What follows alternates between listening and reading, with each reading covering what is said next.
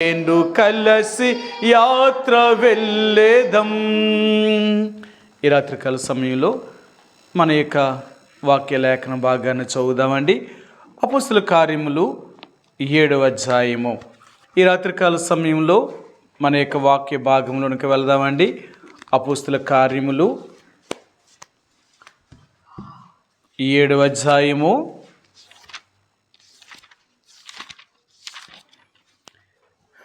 44, 45 ఈ రెండు వచనాల్ని ఉత్తర ప్రత్యుత్తర రీతిగా మార్చి చదువుదామండి.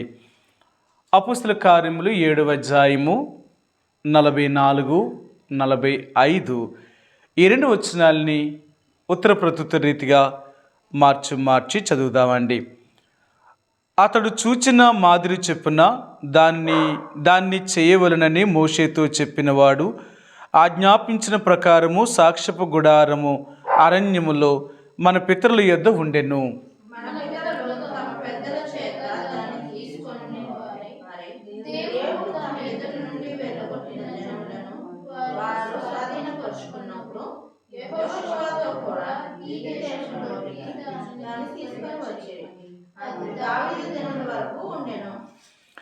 ఈ రాత్రికాల సమయంలో చదవబడిన లేఖనం భాగమును దేవుడు దీవించునుగాక. మరి మనం దేవుడు అరణ్యములో మన పితరుల మధ్య నివసించడం కొరకే ఆయన ఒక పరిశుద్ధమైన మందిరాన్ని లేక నివాసాన్ని ఆయన తన కొరకు నిర్మించమన్నాడు. ఆయన అన్నాడు, నిర్గమాకాండము 25వ అధ్యాయము 8వ వచనం అంటాడు, నేను మీ మధ్య నివసించినట్లుగా నాకు ఒక పరిశుద్ధ స్థలమును నిర్మింపవలెను అన్నాడు. ఆయన దేవుని యొక్క మందిరాన్ని ఆయన నిర్మించమన్నాడు. ఆయన వారి మధ్య నివసించడానికి అనుకూలముగా ఉండడం కొరకే. ఎందుకంటే దేవుడు తన ప్రజల మధ్యలో ఉండాలి అని ఆశపడుతున్నాడు. ఆయన వారి మధ్యలో ఉండాలని. ఎందుకంటే దేవుడు ఎప్పుడూ కూడా తన యొక్క ప్రజల యొక్క మధ్యలో ఉండి ఆ ప్రజల యొక్క సమస్యలు తీర్చాలనుకునేవాడు ఆయన. ఎందుకంటే మన దేవుడు ఎందుకు మనతో ఉండాలి అనుకుంటున్నాడు అంటే, మన కష్టాల నుండి, మన బాధల నుండి, మన ఇబ్బందుల నుండి మనం విడుదల చేసి నిత్యత్వములో ఆయనతో కూడా ఉండాలని ఆ దేవుని యొక్క సంకల్పము. మీ అందరికీ తెలుసు, ఈ లోకములో అనేక మంది దేవుళ్ళు అనబడినవారు, దేవతలు అనబడినవారు ఉన్నప్పటికీ వారెవ్వరూ కూడా మనుషుల మధ్య నివాసము చేయరు. అందుకనే ఈ లోకములో దేవుళ్ళు అనబడినవారు, దేవతలు అనబడినవారు ఎక్కడున్నారు అంటే స్వర్గములో అనగా కైలాసములో ఉన్నారట. వారు ఈ భూమి మీదకి రారండి. ఎందుకు రారు అంటే, ఈ భూమి మీద అనేకమైన కష్టాలు, అనేకమైన బాధలు, అనేకమైన సమస్యలు ఉన్నాయి కాబట్టి ఇవి వారు అనుభవించడానికి ఇష్టం లేదు. అందుకనే దేవుళ్ళు అనబడినవారు, దేవతలు అనబడినవారు వారు స్వర్గలోకములోనే ఉన్నారే కానీ భూమి మీదకి రావడానికి వారికి ఇష్టం లేదు. ఎందుకు భూమి మీదకి రారు అంటే, భూమి మీద అనేకమైన సమస్యలు ఉన్నాయి. అందుకనే ఈ సమస్యలను వారు అనుభవించేవారు కాదు.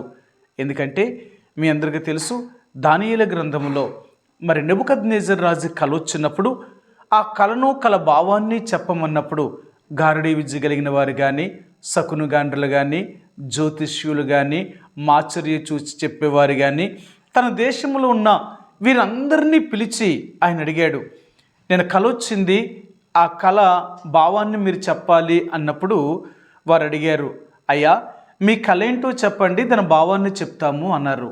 అప్పుడు ఆయన అన్నాడు, కళ నేను మర్చిపోయాను కాబట్టి కళను మీరే చెప్పాలి, దాని భావాన్ని కూడా మీరే చెప్పాలి అని ఆయన అన్నప్పుడు వారు అన్నారు, రాజా నువ్వు అడిగినది అసాధారణమైనది. ఈ సమస్యను ఎవ్వరూ మరి ఎవరు కూడా దీన్ని చెప్పలేరు.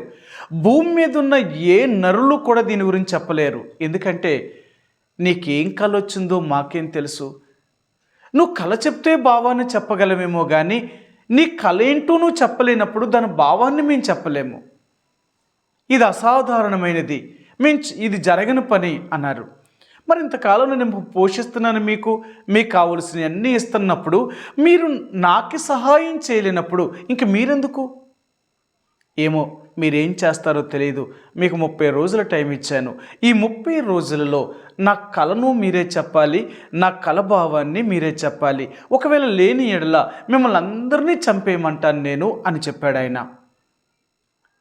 వారన్నారు, రాజా, ఇది దేవతలు తప్ప, దేవుళ్ళు తప్ప నీ సమస్యని ఇంకెవ్వరూ తీర్చలేరు. ఎందుకో తెలుసా? వారే దేవుళ్ళు కాబట్టి నీకేం వచ్చిందో చెప్పగలిగిన వారు. రెండవదిగా, దేవుళ్ళు అనబడిన వారు, దేవతలు అనబడిన వారు మానవుల మధ్య నివాసము చేయరు, మనుషులతో ఉండరు. సరే, ఈ లోకములో దేవుళ్ళు అనబడిన వారు, దేవతలు అనబడిన వారు మనతో ఉండరు. వారు ఎక్కడో ఉంటారు. వాళ్ళ దగ్గరికి వెళ్ళడం మనం వెళ్ళాలే తప్ప వాళ్ళు మన దగ్గరికి రారు. సరే, అందుకని మన దేవుడు అంటే మనం నమ్ముకున్న యేసు ప్రభువారు ఎలాంటి వాడు అంటే మనలో ఉండి మనతో ఉండాలనుకుంటున్నాడు. మన దేవుడు ఎప్పుడు కూడా ఆయన ఎక్కడో ఉండే దేవుడు కాదు, మన మధ్యలో ఉండాలనుకుంటున్నాడు, మనతో ఉండాలనుకుంటున్నాడు. మనతో ఉండి ఆయన ఏం చేయబోతున్నాడు అంటే మన కష్టాన్ని, మన బాధలను, మన శ్రమలను ఆయన పంచుకోవాలి అనుకుంటున్నాడు ఆయన. సరే, మీకు చూపిస్తాను. యెషయా గ్రంథము 63వ అధ్యాయము, యెషయా గ్రంథము 63వ అధ్యాయము 9వ వచనమండి. 63:9. వారి యావత్ బాధలో ఆయన బాధ నొందెను, ఆయన సన్నిధి దూత వారిని రక్షించెను, ప్రేమ చేతను తాలిమి చేతను వారిని విమోచించెను. పూర్వ దినములన్నిటను ఆయన వారిని ఎత్తుకొనుచు మూసుకొనుచు వచ్చెను. సరే, ఆయన వారి యావత్ బాధల్లో ఆయన బాధ నొందుతాడట ఆయన. అందుకనే మన దేవుడు మనతో ఉండేవాడు. మనం నమ్ముకున్న యేసు ప్రభువారు ఎలాంటి వాడు అంటే ఎక్కడో ఉండే దేవుడు కాదు, మనలో ఉంటాడు, మనతో ఉంటాడు, మన మధ్యలో ఉంటాడు ఆయన. అందుకనే సంఘంగా మనం కూడి వచ్చినప్పుడల్లా మన సంఘములో ఆత్మరూపిగా ఆయన మనతోనే, మన మధ్యలోనే ఉండి మనకు బోధించేవాడుగా, మనకు సహాయం చేసేవాడుగా ఉంటున్నాడు ఆయన. కాబట్టి ఇప్పుడు ఆయన ఏమంటున్నాడు అంటే ఆయన ఎందుకు మన మధ్య ఉండాలి, మనతో ఉండాలనుకుంటున్నాడంటే మన కష్ట సుఖాలన్నిటినీ తెలుసుకొని మనకు సహాయం చేయాలనుకునేవాడు. అందుకనే ఇశ్రాయేలు ప్రజలతో దేవుడు చెప్పాడు, నేను మీ మధ్య నివసించినట్లుగా మీరు నాకు ఒక పరిశుద్ధ స్థలాన్ని నిర్మించాలి, నేను మీ మధ్యలో ఉండాలనుకుంటున్నాను. నేను ఎందుకు మీ మధ్యలో ఉండాలనుకుంటున్నాను అంటే మీరేం చేస్తున్నారో, మీరు ఎలాగున్నారో, మీ కష్టాన్ని, మీ బాధను, మీ శ్రమను ఇవన్నీ నేను చూసి ఇంకా మీకు సహాయం చేయాలని నా ఆలోచన. అందుకనే మీకు దగ్గరలోనే ఉంటాను, నేను ఎక్కడో దూరం ఉండను నేను అని వారి మధ్య ఉండాలనుకున్నప్పుడు వారు ఏం చెప్పారు? దేవుడు అన్నాడు. సరే, వాళ్ళు అలాగన్నారు. దేవుడు వారితో చెప్పినప్పుడు వాళ్ళు అన్నారు, సరే దేవుడు మన మధ్య ఉండాలంటే ఎలా అన్నాడు? నాకు ఒక పరిశుద్ధ స్థలాన్ని నిర్మించాలి. ఆ నిర్మించబోయే మందిరము, ఆ నిర్మించబోయే ఆ నిర్మాణం ఎలాగుండాలి అంటే నేను చెప్పినట్లుగా ఉండాలి, మీకు ఇష్టం వచ్చినట్లుగా నిర్మించకూడదు. కాబట్టి దేవుడు ఏదైనా చెప్పాడు అంటే దానికి ఒక లెక్క, దానికి ఒక పద్ధతి, ఒక విధానము అంటూ ఉంటుంది. అంతే తప్ప మనకి ఇష్టం వచ్చినట్లుగా మనం ఉండడానికి అది ఇష్టము. ఆ దేవుడు అలా ఒప్పుకోడు. ఆయన ప్రతిదానికి కూడా ఒక పద్ధతి అనేది ఉంది. అందుకనే యేసుప్రభువారిని ఎరిగిన తర్వాత మనమందరము కూడా యేసుప్రభువారి యొక్క విధానమును లేక ఆయన పద్ధతిని, ఆయన చిత్తాన్ని మనం ఎరిగి ఆయన చిత్తంలో మనం జీవించాలి తప్ప మన ఇష్ట ప్రకారంగా మనం జీవించడానికి మనకు అధికారం లేదు. ఎందుకంటే యేసుప్రభువారి దగ్గరకు వచ్చిన తర్వాత మనము ఆయన ఇష్టాన్ని నెరవేర్చాలి. ఆయన ఏం చెప్తున్నాడో అది మాత్రమే మనం చేయాలి. అప్పుడే ఆయన మనల్ని బట్టి ఆయన సంతోషించి మన సహాయము చేయగలిగిన వాడు. కాబట్టి ఈ రాత్రికాల సమయంలో అలాగన్నప్పుడు సరే ఏంటి ఇప్పుడు మనం చాలా విషయాలు చెప్పాను. ఆ మందిరం యొక్క నిర్మాణము కొరకు వెండి, బంగారము, వెలగల రాళ్ళు ఇవన్నీ కూడా దేవుడు తీసుకోమన్నాడు. అందుకనే వారు బంగారమును, వెండిని, ఇత్తడిని వారు తీసుకొని వారు దేవుని యొక్క మందిర నిర్మాణం కొరకే వారు వచ్చారు. కాబట్టి దేవుడు ఆ నిర్మాణం యొక్క పని వారు చేస్తూ వారు ఇలాంటి వాటితో చేయమన్నాడు. రెండవదిగా దేవుడు ఏం చేశాడు అంటే ఇంకా వాళ్ళని ఏం అడిగాడు దేవుడు అంటే వారికి దేవుడు అడిగినవి ఆ దేవుని యొక్క మందిరమును తెరలు ఆయన కావాలి. నీల ధ్రువ వర్ణము గల రక్త వర్ణము గల ఆయన సన్నపు నారును తీసుకోమన్నాడు ఆయన. ఆ వర్ణములతో నెయ్యాలన్నమాట. ఆ యొక్క దారాలతో వారు తెరలను వారు నెయ్యాలి. ఇప్పుడు ఈ 4 రంగుల గురించి కూడా మీకు జ్ఞాపకం చేశాను.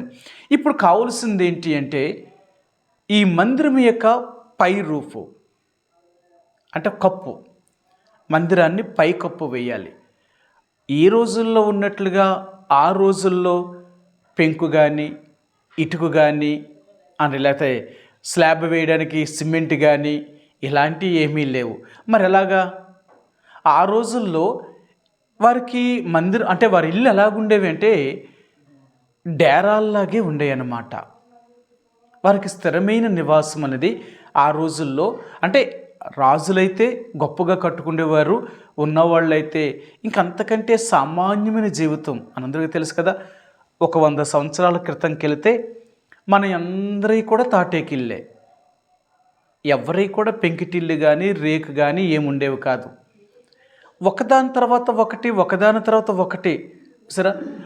మొట్టమొదటిగా ఆ తాటేకిళ్ళతో పడలేని వారు ఏం చేశారంటే కొంచెం ఉన్నవాళ్ళు, బాగా డబ్బు ఉన్నవాళ్ళు అయితే పెంకిని వేసేవారు. చిన్న పెంకు అది. ఆ తర్వాత పెద్ద పెంకుని చేశారు. ఆ తర్వాత రేకుని కనిపెట్టారు. ఆ తర్వాత స్లాబ్లు వేయడం మొదలెట్టారు. ఇప్పుడు దాకా స్లాబ్లు వేస్తున్నాం. కాబట్టి ఆ రోజుల్లో అంటే 6000 సంవత్సరాలకి క్రితం, ఇదేం ఇప్పుడప్పుడు మాట కాదు, 6000 సంవత్సరాల క్రితము దేవునికి ఒక మందిరాన్ని వారు నిర్మించాలన్నప్పుడు మరి పై కప్పు ఎలాంటి వాటితో వేయాలి అని దేవుడు వాళ్ళకి చెప్పాడు. ఎలా చెప్పాడు అంటే ఇప్పుడు ఆయన చెప్పాడు, 3 పొరలుగా వేయాలి. పైకప్పు కూడా ఒక పొర కాదు, 3 పొరలు ఉండాలి. మొదటి పొర మేక వెంట్రుకలతో చేయబడిన మేక చర్మము. ఆ తెర ఎంత ఉండాలంటేనంట 4 మూరల పొడవు వెడల్పు, 30 మూరల పొడవు ఉండాలట. అంటే 4 మూరలంటే 4 4 16. అంటే ఈ రోజుల్లాగా వాళ్ళ చేతులు మూరల పెద్దవి, 2 అడుగులు అనమాట. మూర అంటే ఆ రోజుల్లో 2 అడుగులు లెక్క అనమాట. 22 అంగుళాలు, 24 అంగుళాలు లెక్క ఉండేదన్నమాట. సరే, అలా లెక్కేసుకుంటే 16 అడుగుల వెడల్పు, 30 మీటర్లు అంటే రమారమి 100 అడుగులు పొడుగుండేదన్నమాట. ఇంత పెద్ద వాటిని చేయాలి. ఇది మేక వెంట్రుకలతో, మేక చర్మముతో చేయాలి. ఇది మొదటి పొర. రెండవ దాని మీద ఇంకేం చేయాలంటేనట పొట్టేళ్ళ యొక్క చర్మము, ఎరుపు రంగు వేసిన పొట్టేళ్ళ యొక్క చర్మము రెండవ తెర ఉండాలట, రెండవ పొర. ఇది కూడా అంతే. మూడవ పైన వేసే పొర ఏంటంటే సముద్రము వత్సవల తోళ్ళు అన్నమాట, సముద్రపు చేప యొక్క చర్మము. ఇలాగా 4 మీటర్ల పొడవు వెడల్పు, 30 మీటర్ల పొడుగు ఉండాలి. ఇవి 4 వైపులా ఈ మందిరాన్ని కప్పాలి. కింద అంటే వెనక వైపు దిగాలి, ఈ ఈ 3 ముందు దింపాలి, సైడ్లు దిగాలి. అంటే మందిరాన్ని పూర్తిగా కప్పేయాలన్నమాట. మందిరం అంతా కప్పాలి. ఏ వర్షమైనా ఏదొచ్చినా సరే మందిరము తడవకూడదు. ఇది సరే.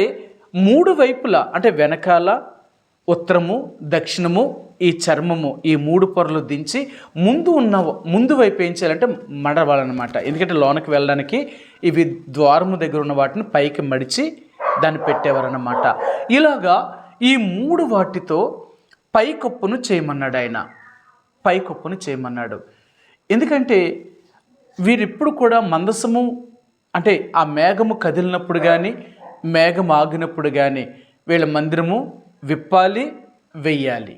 చాలా కష్టం. అందుకనే ఈ మందిరం ఎప్పుడు అంటే దేవుని మందసం కదిలింది అనుకోండి, వెంటనే వీళ్ళ మందిరాన్ని ఏం చేయాలంటే ఎక్కడ భాగం అక్కడ ఇప్పేసి వాటిని మరలా వీటిని మోసుకొని వారు వెళ్ళేవారన్నమాట.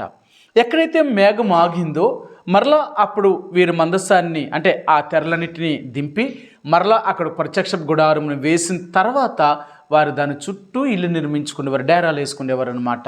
అది వీళ్ళ విధానం అన్నమాట. దేవుడు ఇశ్రాయేలు ప్రజలకు 40 సంవత్సరములు ప్రయాణము ఎలాగ చేయాలో ఆయన నేర్పించాడు. వాళ్ళ ప్రయాణం అంతా ఎలాగుండో తెలుసా? ఎప్పుడూ వాళ్ళు సిద్ధంగా ఉండేవారు అన్నమాట. వాళ్ళు ఎప్పుడూ సిద్ధంగానే ఉండేవారు. ఎప్పుడు దేవుడు మనల్ని ప్రయాణం చేయమన్నా సరే మనం ఎప్పుడూ సిద్ధంగానే ఉండాలి అని 40 సంవత్సరాల్లో వాళ్ళకి ఏమి నేర్పించాడు దేవుడు అంటే, ఎప్పుడైనా ఏ సమయమైనా, అది పగలైనా రాత్రి అయినా, నేను లెగమంటే నేను లెగిస్తే మీరు లెగాలి, నేను నడిస్తే మీరు నాతో కూడా నడవాలి, నేను ఆగితే మీరు ఆగాలి. ఇలా 40 సంవత్సరములు దేవుడు ఇశ్రాయేలు ప్రజలకి ఆయనతో నడవడం అంటే ఏంటో నేర్పించాడు. దేవుడితో నడవడం అంటే అదేమీ అంత సామాన్యమైన విషయం కాదు కదా. మీ అందరికీ తెలుసు. ఎందుకంటే ఒక భార్య భర్తతో నడిచినా, లేక భర్త భార్యతో నడిచినా, ఈ సంసార జీవితంలో ఎన్ని సమస్యలు ఉంటాయో, ఎన్ని గొడవలు ఉంటాయో. ఎందుకంటే వారు వివాహము చేసుకున్న దగ్గర నుంచి ఒకరంటే ఒకరు, వీళ్ళు మరి ఒకరి వెంట ఒకరు నడవాలన్నా, ఒకరి మాట మీద ఒకరు వినాలన్నా మరి చాలా కష్టం. అలా అవ్వాలి అంటే ఒకరి ఇష్టాన్ని ఒకరు చంపుకుంటేనే కానీ వాళ్ళ ప్రయాణము లేక వారి సంసార జీవితము అనేది సాగదు. సంసారం సాగాలి అంటే, కుటుంబ వ్యవస్థ నడవాలి అంటే, కుటుంబంలో ఇద్దరూ కూడా ఒక మాట మీదకి వచ్చినప్పుడు మాత్రమే ఆ కుటుంబం నడవగలుగుతుంది. కానీ ఒకరి మాట ఒకరికి పొసకలేనప్పుడు, ఒకరి మాట ఒకరు వినలేనప్పుడు వాళ్ళు కలిసి జీవించలేరు, కలిసి ఉండలేరు. కాబట్టి ఇప్పుడు ఇశ్రాయేలు ప్రజలకు దేవుడు ఆయన మాట ప్రకారము నడవాలి. వేరు ఆయన ఆగమన్నప్పుడు ఆగాలి, వారు నడవమన్నప్పుడు నడవాలి. 40 సంవత్సరములు దేవుడితో నడవడం వారికి నేర్పించాలనుకున్నాడు. దేవుడితో నడవడం అంటే అంతేమీ ఆసామాసి ఏమీ కాదు. అందుకని అంటాడు ఆయన, వారు మార్గమున విసుకుపోయారట, విసికి దేవుడి మీద సనగడం ప్రారంభించారు. ఎన్ని రకాలుగా దేవుణ్ణి వారు బాధ పెట్టారో తెలుసా? నేటి దినాలలో మనము కూడా యేసు ప్రభువుని నమ్ముకున్నాం కాబట్టి ఈ లోకములో దేవునితో నడవడం అంటే ఏంటో నేర్పించాలనుకుంటున్నాడు ఆయన. ఇక్కడే మనం నేర్చుకోవాలి. దేవుడితో నడవడం అంటే ఏంటో నేర్చుకోగలిగితే అప్పుడు మనం పరలోకానికి వెళ్ళగలుగుతాం. దేవుడితో నడవడం ఇక్కడికి రాలేదనుకోండి, మనం పరలోక రాజ్యంలోనికి ప్రవేశించలేము. అందుకనే క్రైస్తవ జీవితంలో ఒక నూతనమైన నడక అన్నమాట. ఇంతకుముందు నడిచిన నడక లాంటి నడక కాదు. యేసు ప్రభువుని ఎరిగిన తర్వాత మనమందరము కూడా యేసు ప్రభువుని వెంబడించుకుంటూ వెళ్ళవలసిన వారు. ఎందుకంటే మనము ఆయన అడుగు జాడల్లో నడవాలట. సరే మీకు చూపిస్తాను. పేతురు రాసిన మొదటి పత్రిక 2వ అధ్యాయము, అపొస్తలుడైన పేతురు రాసిన మొదటి పత్రిక 2వ అధ్యాయము 21 వచనమండి. 21 వచనం, 2వ అధ్యాయము 21 వచనం. క్రీస్తు కూడా మీ కొరకు బాధపడి మీరు తన అడుగు జాడల యందు నడుచుకున్నట్లు మీకు మాదిరి ఉంచిపోయాను. మనమందరము కూడా ఆయన యొక్క అడుగు జాడల్లో నడవాలని, మనకిష్టం వచ్చినట్లు కాదు. యేసు ప్రభు యొక్క మార్గములో మనం నడవాలి. అందుకే మీకు చాలాసార్లు గత ఆదివారం కూడా చూపించాను. యేసు ప్రభు వారు మన కొరకు ఏర్పరిచిన మార్గము, అది ఆ మార్గం ప్రతిష్ఠించబడిన మార్గం అంట. అదేమో అందరిలాంటి మార్గము కాదు, ఆ మార్గము ప్రతిష్ఠించబడింది. అది మరి నూతనమైన మార్గము. ఆ మార్గములో నీవు నేను కూడా నడవాలి అని ప్రభువు కోరుతున్నాడు. మనకు మాదిరి ఉంచాడట. ఎలా నడవాలో ఈ లోకములో ఆ నడకను చూపించాడు మనకి. అందుకనే యేసు ప్రభువుని ఎరిగిన తర్వాత మనము మన ఇష్టానుసారంగా మనం నడిచేవారం కాదు, ఆయన ఇష్టానుసారంగా నడిచేవారము. వాళ్ళే దేవునితో నడవగలిగిన వారు. దేవునితో నడిచేటప్పుడు చాలా సమస్యలు ఉంటాయండి. ఎందుకంటే మనం కుటుంబ వ్యవస్థలో ఉన్నాం కాబట్టి, ఒకవేళ భార్యతో కానీ, భర్తతో కానీ, కుటుంబ సభ్యులతో కానీ, పిల్లలతో కానీ, ఇరుగు పొరుగు వారితో కానీ, సమాజంలో కానీ, ఇవన్నీ చాలా వ్యతిరేకం అన్నమాట. ఎందుకు అంటే మనం దేవుని యొక్క మార్గంలో నడవాలి అనుకుంటే వీళ్ళందరూ దేవుని యొక్క మార్గము నుంచి మనం తప్పించాలి అనుకునేవారు. వీళ్ళందరూ కూడా మనం క్రీస్తు యొక్క అడుగు జాడల్లో నడవకుండా ఉండడానికి మళ్ళీ వెనక్కి లాగేవారు వీళ్ళందరూ కూడా. అందుకనే మనము వీళ్ళు ఎవరి మాట కూడా మనం వినము. ఎందుకంటే మనం యేసు ప్రభువారి కంటే ఎవరిని మనం ఎక్కువగా ప్రేమించము. అందుకనే ఈ లోకములో మనం జీవించినంత కాలము ఆయన మార్గములో నడవాలి అనుకుంటే ఎవరు మనకి ఎన్ని సమస్యలు తీసుకొచ్చినా అవేమీ మనం లెక్క చేయమన్నమాట. మనము మన దేవుడు అంతే. ఎందుకంటే ఎవరైనా ఈరోజు మన తల్లిదండ్రులైనా లేక మన యొక్క మనం కట్టుకున్న భార్య అయినా భర్త అయినా లేక ఈ లోకములో ఎలాంటి వారైనా దేవుడి కంటే ఎవరూ మనకు ముఖ్యం కాదు. దేవుడి కంటే మనకెవరూ ముఖ్యం కాదు. ఆయనే మన దేవుడు కాబట్టి ఆయన తర్వాత ఇంకెవరైనా చాలాసార్లు అంటాం నిన్ను కన్న తల్లిదండ్రులు కదా అంటాం. నిజమే, ఆ తల్లిదండ్రులకి దేవుడు మనల్ని అనుగ్రహిస్తేనే కదా వాళ్ళకి మనం పుట్టాం. దేవుడి కంటే మన తల్లిదండ్రులు ఏమీ ముఖ్యం కాదు. ఒకవేళ భర్త భార్య మాట వినాలన్నా లేక భార్య భర్త మాట వినాలన్నా అంటారు నా భర్త చెప్పకుండా ఈ లోకంలో నేనేమి చేయకూడదండి అంటారు. నీ దేవుడి కంటే నీ భర్త ముఖ్యం కాదు. ఆ దేవుడు పుట్టించిన తర్వాతే నీకు భర్త, అంతే తప్ప వీళ్ళందరూ మధ్యలో వచ్చిన వాళ్ళు. దేవుడు మొదటి నుంచి ఉన్నవాడు కాబట్టి మనం ఆయన మాట మాత్రమే మొదట వినాలి. అది కాబట్టి దేవుడు 40 సంవత్సరములు వారికి ఏమి నేర్పించాడంటే తనతో ఎలాగ నడవాలో నేర్పించాడు ఆయన. కాబట్టి ఈ లోకములో నీవు నేను కూడా యేసు ప్రభువారి యొక్క ఆయన నడవడిలో ఆయన చూపించిన మార్గంలో మనం అందరం నడవాలని ప్రభు కోరుతున్నాడు ఆయన. కాబట్టి ఈ రాత్రికాల సమయంలో ఆ దేవాతి దేవుడైన యేసు ప్రభువారు మనం ఆయన అంగీకరించాం కాబట్టి ఆయన పిల్లలుగా చేయబడ్డాం కాబట్టి ఆయన మనకు జ్ఞాపకం చేసేది ఏంటి అంటే ఈ రాత్రి ఈ యొక్క ప్రభుతో ఆ 40 సంవత్సరములు వారు నడవడం ఎలా నేర్పించాడో ఈ లోకంలో కూడా మనము ఆయనకిష్టమైన వారుగా జీవించాలని వీటి యొక్క అర్థాన్ని దేవుడు తెలియచేస్తూ వస్తున్నాడు ఆయన. ఇప్పుడు చెప్తాను. ఈ మందిరం యొక్క పైకప్పు 3 పొరల కింద వెయ్యాలి. ఈ మొదటి పొర ఆయన చెప్పింది ఏంటంటే మేక వెంట్రుకలతో నేయబడిన ఒక తెర కావాలి. ఇదంతా ఉండాలి అంటే 4 మీటర్ల వెడల్పు 30 మీటర్ల పొడుగు ఉండాలి. సరే, ఈ పొడవు 4 మూరల పొడవు 4 మూరల వెడల్పు 30 మూరల పొడుగు, ఇదన్నమాట దాని లెక్క అన్నమాట. సరే, ఇప్పుడు దేవుడు ఈ మందిరమును అన్ని వైపులా కప్పాలి.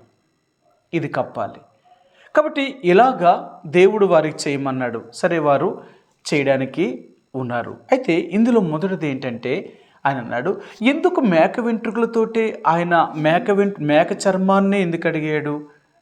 ఎన్నో జంతువులు ఉన్నాయి కదా, ఇంతకంటే గొప్ప జంతువులు ఉన్నప్పుడు వాటి చర్మాన్ని తీసుకోకుండా మేక చర్మముతోటే ఆ మేక వెంట్రుకల చర్మంతో ఆ పైకప్పును ఎందుకు కప్పమన్నాడు?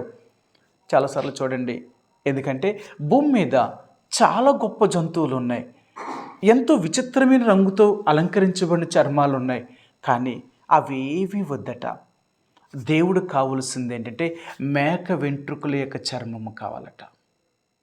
అంటే ఇక్కడ దేవుడు ఈ మేక చర్మాన్నే ఎందుకు దేవుడు కావాలి అన్నాడంటేనంట దీన్ని ఒక అర్థం చెప్పారు ఆయన. మీరు చదువుతున్నారో లేదో నాకు తెలియదు, కానీ మీకు చెప్పాను. దైవజనుడు భక్సింగ్ గారు రాసిన దేవుని నివాస స్థలం అనే పుస్తకం మీ దగ్గర ఉందా? నేను చెప్పాను మీకు. మీ దగ్గర లేకపోతే అడగండి, నేను ఇస్తాను, మళ్ళీ నాకు తెచ్చివ్వండి అని చెప్పాను మీకు. లేదండి, మీ ఇంట్లో ప్రతి ఒక్కరి ఇంట్లో చదవగలిగిన మీ అందరి ఇంట్లో దైవజనుడు భక్సింగ్ గారి యొక్క సాక్ష్య పుస్తకాలు ఆయన రాసిన 29-30 పుస్తకాలు ఉన్నాయి. ఒకటి కొనుక్కోండి, సెట్. పెద్ద ఎక్కువేం కాదు. ఒకప్పుడైతే 350 రూపాయలు ఉండేది, ఇంకా కొన్ని బుక్స్ కలపడం వల్ల అది ఇప్పుడు 750 రూపాయలు అయింది. పెద్ద తక్కువే అది. నన్ను అడిగితే 750 రూపాయలు అంటే చాలా చీపే అది. ఈరోజు 30 పుస్తకాలు వస్తాయన్నమాట, సెట్ అనమాట. చాలా నిజంగా అది ఎంత విలువైనవంటే చాలా గొప్ప విలువైనవి.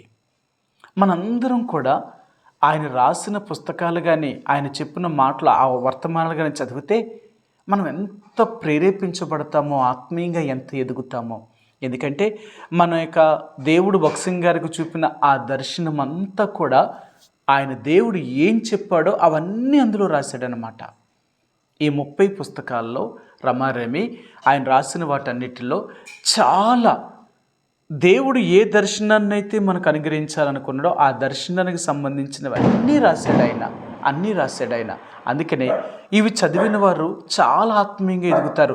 అందుకనే ప్రతిరోజు కూడా బైబిల్ చదివిన తర్వాత రెండవదిగా ఒక క్రైస్తవుడు చేయవలసిన ముఖ్యమైనది ఏంటంటేనట 3 పుస్తకాలు చదవాలట. మనకు బైబిల్ చదవడానికే టైం సరిపోదు, ఇంక మళ్ళీ 3 పుస్తకాలు ఏం చదువుతాం మనం. అందులో ఒకటి బైబిల్ చదివిన తర్వాతట రెండవ పుస్తకం ఏంటంటే యాత్రికుని ప్రయాణము అనే పుస్తకం చదవట.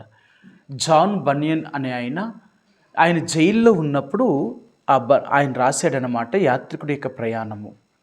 చాలా అంటే ఒక క్రైస్తవుడు ఈ యొక్క నాశనపురము నుండి ఆయన పరమపురమునకు ప్రయాణం చేసుకుంటూ వెళ్తున్నప్పుడు మార్గ మధ్యంలో ఎదురైన అన్ని సమస్యల గురించి ఆయన రాశాడు.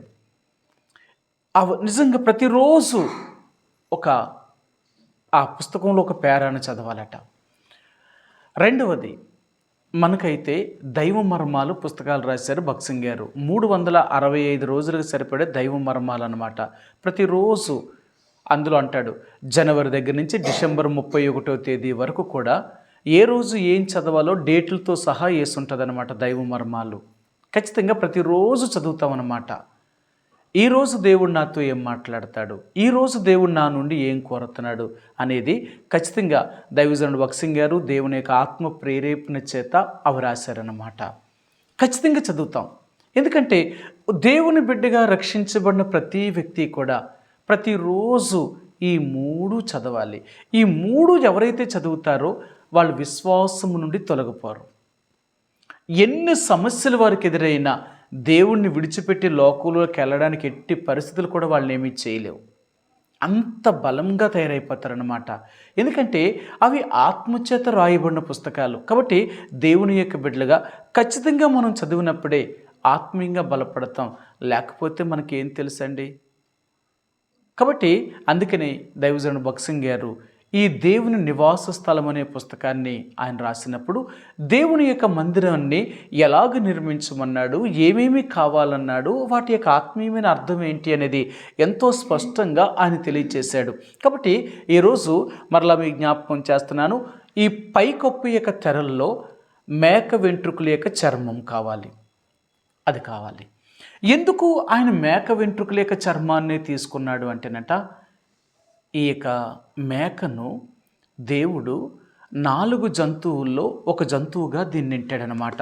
సరే మీరు చూపిస్తారు, మీ అందరికీ బాగా తెలిసిన మాట అది. ఇప్పుడు మరలా నేను కొత్తగా చెప్పవలసిన అవసరం ఏమీ లేదు. సామెతల గ్రంథము 30వ అధ్యాయము. సామెతల గ్రంథము 30వ అధ్యాయము 29, 30 వచనాలండి. డంబముగా నడుచుచున్నవి 3 కలవు, టీవీతో నడుచున్నవి 4 కలవు. అవేవనగా ఎల్ల మృగములలో పరక్రమము గలదై ఎవనికైనా భయపడి వెనుకకు తిరిగని సింహము, 2 సోనంగి కుక్క, 3 మేకపోతు, 4 సైన్యమునకు ముందు నడుచుచున్న రాజు. దేవుడు ఇవి చాలా ఎవరికైనా భయపడి వెనకకి తిరగవట. ఎంత బలమైనవట. చాలామంది అంటారు మేకపోతే యొక్క గంభీరం రా అంటారు. మేకపోతే గాంభీర్యం ఎలాగుంటుంది అంటేనట అది అస్సలు మెడ దించదట కిందకి. అందుకని సైన్యములో మేకపోతును కూడా ఉంచుతారట.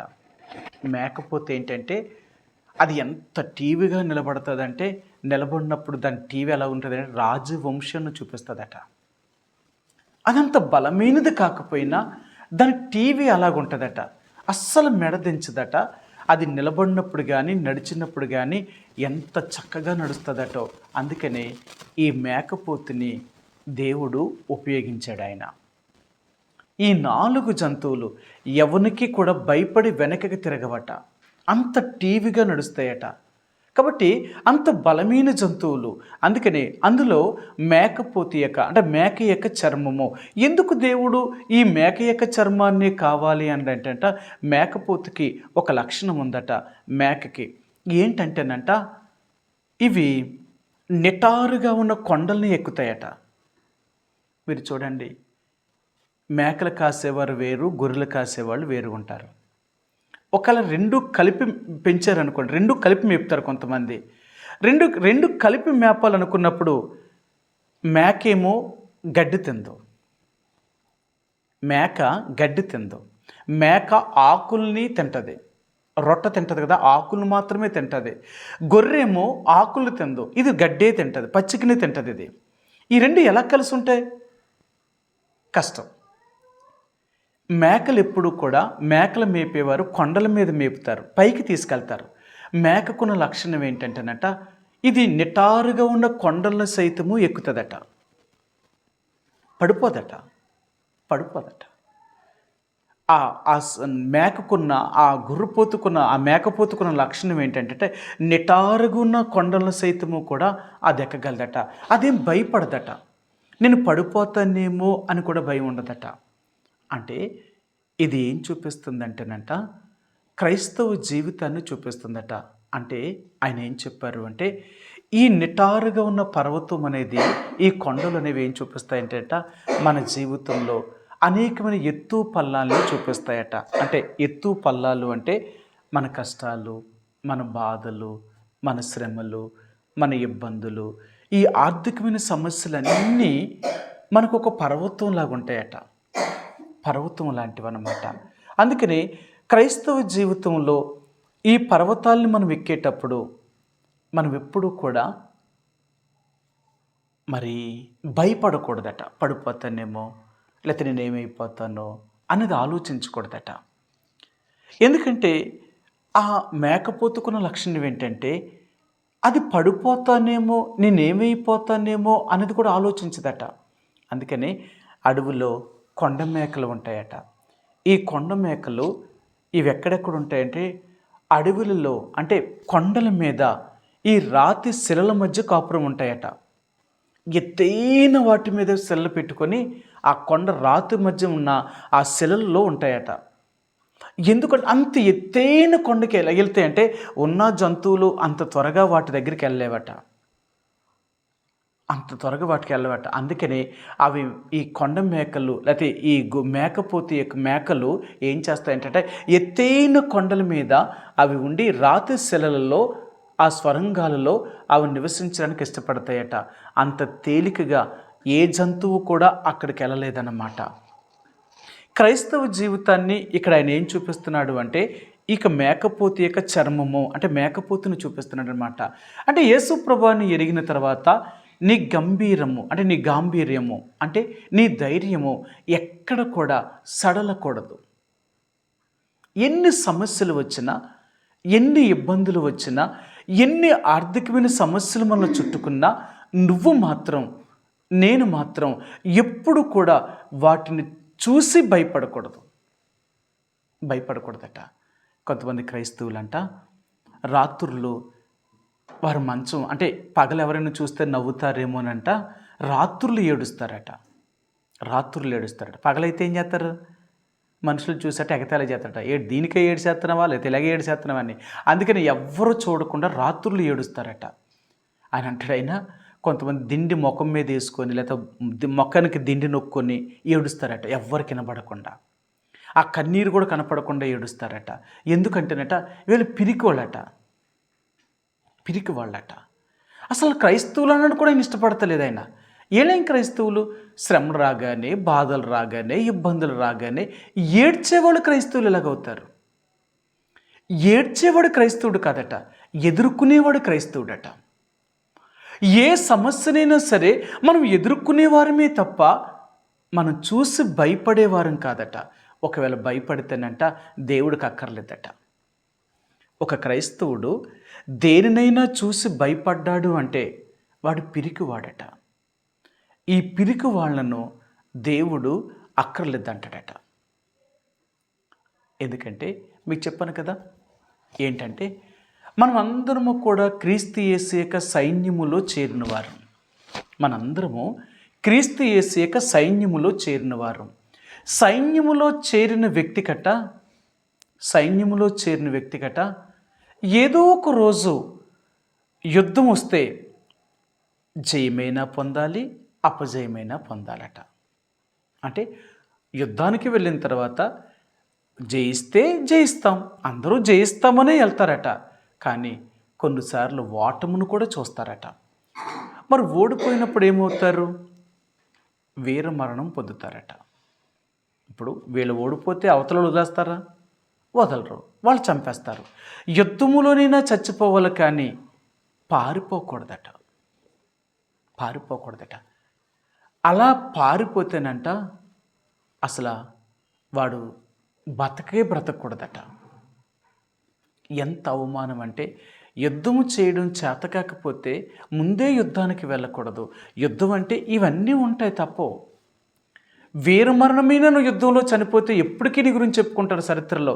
యుద్ధంకి వెళ్ళారు, యుద్ధంలో పలానా ఇంతమంది శూరులు చనిపోయారు అని ఎప్పటికీ చెప్పుకుంటారట. చూడండి, ఇప్పటికీ కూడా మనకి కూడా ఈ అక్టోబర్ నెల వచ్చిందంటే అమరవీరులు అంటే పోలీసుల యొక్క అమరవీరుల యొక్క స్తూపాలు కట్టించి వాళ్ళు జ్ఞాపకం చేసుకుంటూ ఉంటారు. అంటే డ్యూటీలో ఉండగా ఎంతమంది చచ్చిపోయారు, ఎంతమంది వీరమరణం పొందారు, వాళ్ళని సంవత్సరానికి ఒకసారి గుర్తు చేసుకుంటారు పోలీసులు.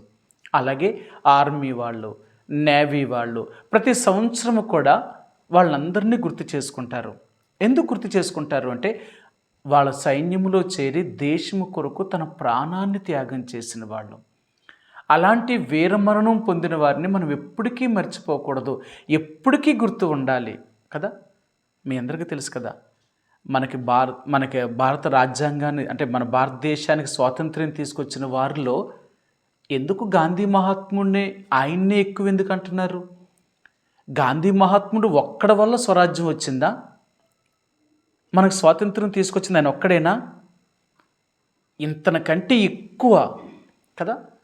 గాంధీ మహాత్ముడి కంటే ఈ యొక్క మరి యుద్ధం ప్రారంభించింది 1922 సంవత్సరం నుంచే ప్రారంభించాడు అల్లూరి సీతారామరాజు. గాంధీ మహాత్ముడి కంటే ఆయన 1922 నుంచే ఈ మనకు చింతపల్లి, ఈ కొయ్యూరు, లేకపోతే పాడేరు, ఈ యొక్క రంపచోడవరం, ఈ అడవులన్నిటిలో తిరిగి ఆయన మరి అంటే ఆ యొక్క మిషనరీలు అంటే ఆ బ్రిటిష్ వారి సైన్యాన్ని ఎదుర్కొనేవాడు అన్నమాట. మా దేశాన్ని వదిలిపెట్టి మీరు వెళ్ళిపోండి అని యుద్ధం చేసేవాడు. ఇలాంటి వారు ఒకరు కాదు, ఎంతోమంది వారు ప్రాణత్యాగాలు చేశారు. అందుకని ఇప్పటికీ కూడా స్వాతంత్రం కోసం ఎవరైతే అమరులయ్యారో వాళ్ళందరినీ జ్ఞాపకం చేసుకుంటున్నాం. ఇప్పుడు చూడండి, మహాత్మా గాంధీ అతని బొమ్మ మన యొక్క నోటి మీద వేశారు. మహాత్మా గాంధీ బొమ్మ లేని ఏ నోటు కూడా చల్లదు. మనం తయారు చేసే ప్రతి డబ్బు మీద, నోటు మీద, అది 2 రూపాయలు కానీ, 5 రూపాయలు కానీ, 10 రూపాయలు కానీ, 20 రూపాయలు కానీ, లేకపోతే అది 100, 1000, అది ఎంతైనా కానీ ఆయన బొమ్మ ఉండాలి. ఆయన బొమ్మ లేకపోతే చల్లదు. కారణం ఏంటంటే స్వాతంత్ర్యాన్ని తీసుకురావడానికి మూల కారకుడు ఆయన. ఆయన ఇచ్చిన సలహా మేరకే మనకి స్వాతంత్రం రావడం అనేది జరిగింది అంటాడు. సరే, అంటే ఎంతోమంది చేశారు కానీ ఈయన్ని మాత్రం ఎప్పటికీ గుర్తుండిపోయేలాగా చేశాడు. ఎందుకు అంటే ఈయన ఇచ్చిన సలహా అలాంటిది. ఆ రోజున అలాగ చెయ్యకపోయి ఉంటే మనకు స్వాతంత్రం రాకపోనేమో అని ఆయన్ని చూపించారు. ఎంతోమంది పోరాడారు, అమరవీరులు అయ్యారు. కానీ ఈయన మాత్రం యుద్ధం చేయకుండా, అసలు అందరిలాగా యుద్ధం చేయకుండా జ్ఞానముగా స్వాతంత్రాన్ని తీసుకొచ్చాడు. అందుకనే ఇతని ఇక అతని ఫోటోని అతని గుర్తుగా ఎప్పటికీ ఉంచిందన్నమాట. ఇప్పటికీ కూడా అదే గుర్తుగా పెట్టింది. కాబట్టి నేను ఎందుకు చెప్తున్నాను అంటే యుద్ధానికి వెళ్ళేటప్పుడు అయితే విజయాన్ని సాధించాలి, లేకపోతే వీర మరణం పొందాలి. అంతేకాని ఓడిపోయి పారిపోకూడదు. అలాగే యేసు ప్రభు యొక్క సైన్యములో చేరిన నువ్వు నేను కూడా అయితే జయించాలి, లేకపోతే ఆ ప్రభు కోసం వీరమరణం పొందాలి. కానీ వెనక్కి తిరిగి ఎప్పుడూ పారిపోకూడదు. ఎందుకు పారిపోకూడదు అంటే శత్రువు ఎన్నో రకాలైన భయాలు పెడతాడు. అలాగే ఈ లోకంలో మనం కూడా జీవించేటప్పుడు సాతానుడు అనేవాడు మనకి కూడా అనేకమైన పరీక్షా పరిశోధనలు పెడతాడనమాట. అనేకమైన సమస్యలు తీసుకొస్తాడు. ఎన్ని సమస్యలు తీసుకొచ్చినా మనం మాత్రం నిలబడే ఉండాలి. చూద్దాం ఇంకేం జరుగుతుందో, ఇంకేం చేయగలుగుతాడో, ఇంకేమవుతుంది నాకు. ఎన్ని రకాలుగా వాడు మనల్ని ఇబ్బంది పెట్టినా, ఎన్ని రకాలుగా మన సమస్యలు తీసుకొచ్చినా మనం మాత్రం భయపడకూడదు. ఎప్పుడు కూడా క్రైస్తవుడిగా యేసుప్రభుని ఏ రోజునైతే అంగీకరించావో ఆ రోజు నుంచి మనం మరలా ఈ లోకాన్ని విడిచిపెట్టేదాకా మనం ఎప్పుడూ భయపడకూడదు. అందుకని అంటాడు, నన్ను బట్టి నువ్వు ధైర్యం తెచ్చుకో. మనం తెచ్చుకోవాల్సిన ధైర్యం ఏంటో తెలుసా? మనల్ని బట్టి మనం ధైర్యం కాదు, ఆయన్ని బట్టి ధైర్యం తెచ్చుకోవాలి. అందుకని యేసుప్రభువారు ఆయన భూమి మీద ఉన్నప్పుడు అంటాడు, భయపడకుడి, నేనే ధైర్యము తెచ్చుకొనుడి అంటాడు. అసలు మనం భయపడకూడదు. ఈ లోకంలో ఎన్ని తుఫానులు వచ్చినా, ఎన్ని వరదలు వచ్చినా, ఎన్ని సమస్యలు వచ్చినా నువ్వు మాత్రం భయపడకూడదు. అందుకనే మనల్ని భయపెట్టడానికి ఎన్నో రకాలుగా సాతాను ఎన్నో సమస్యలను మన మీదకి తీసుకొస్తూ ఉంటుందన్నమాట. అదేమంత తేలిగ్గా మనల్ని ఏం వదిలిపెట్టదండి.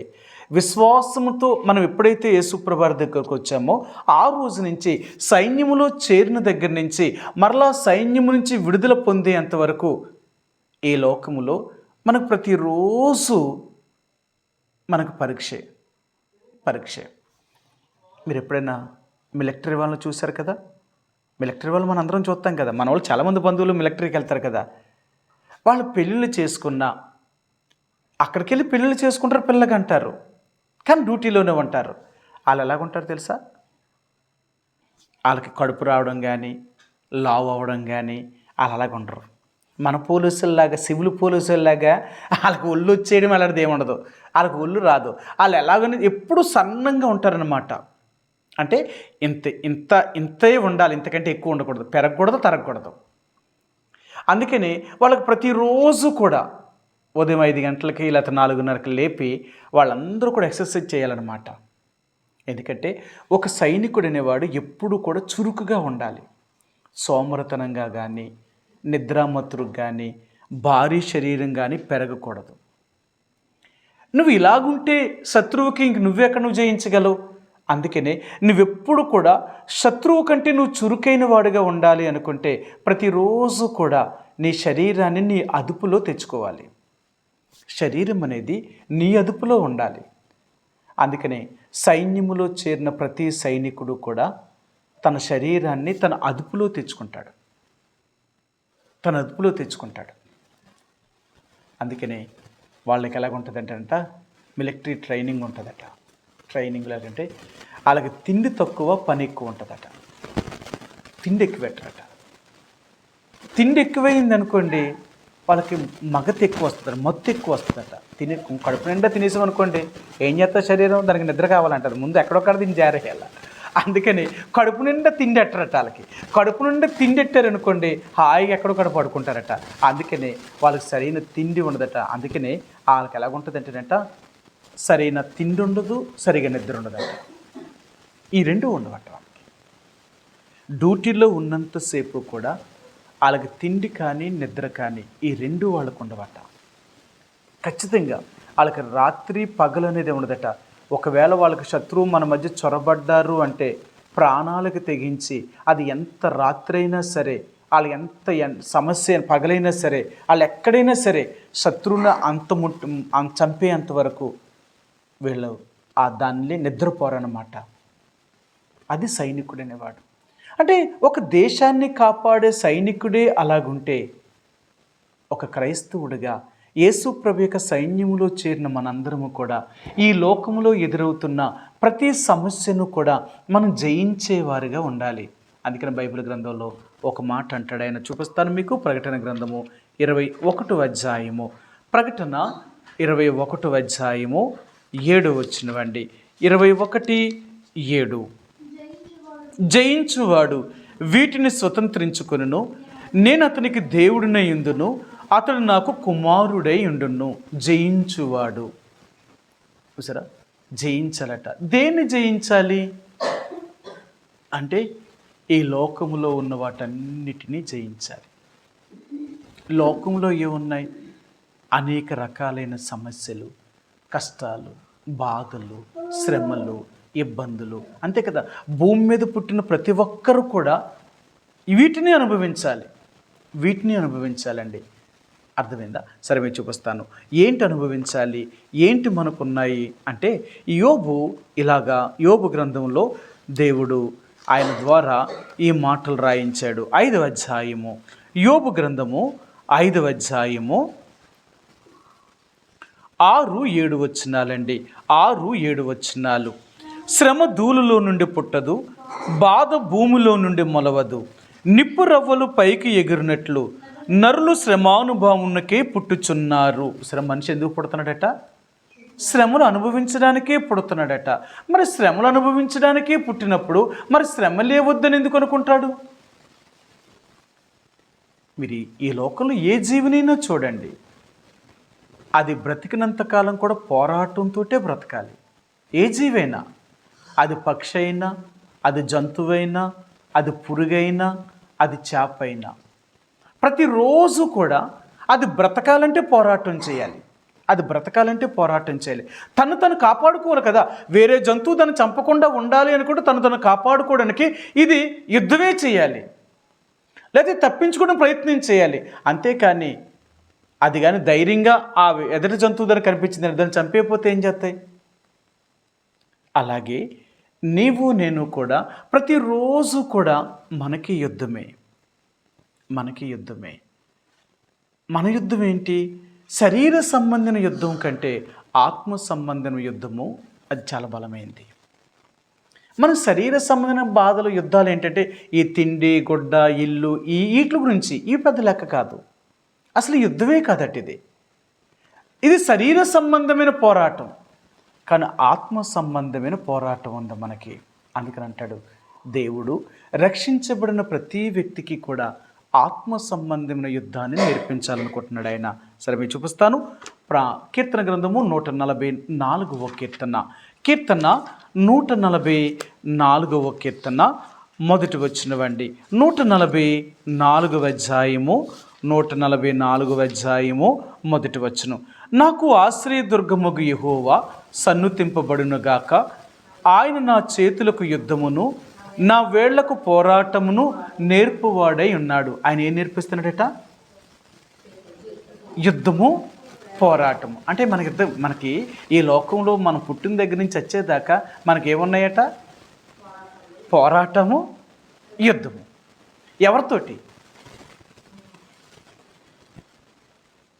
శరీర సంబంధంగా మనకి తప్పు, ఆత్మీయంగా కూడా మనకు తప్పు.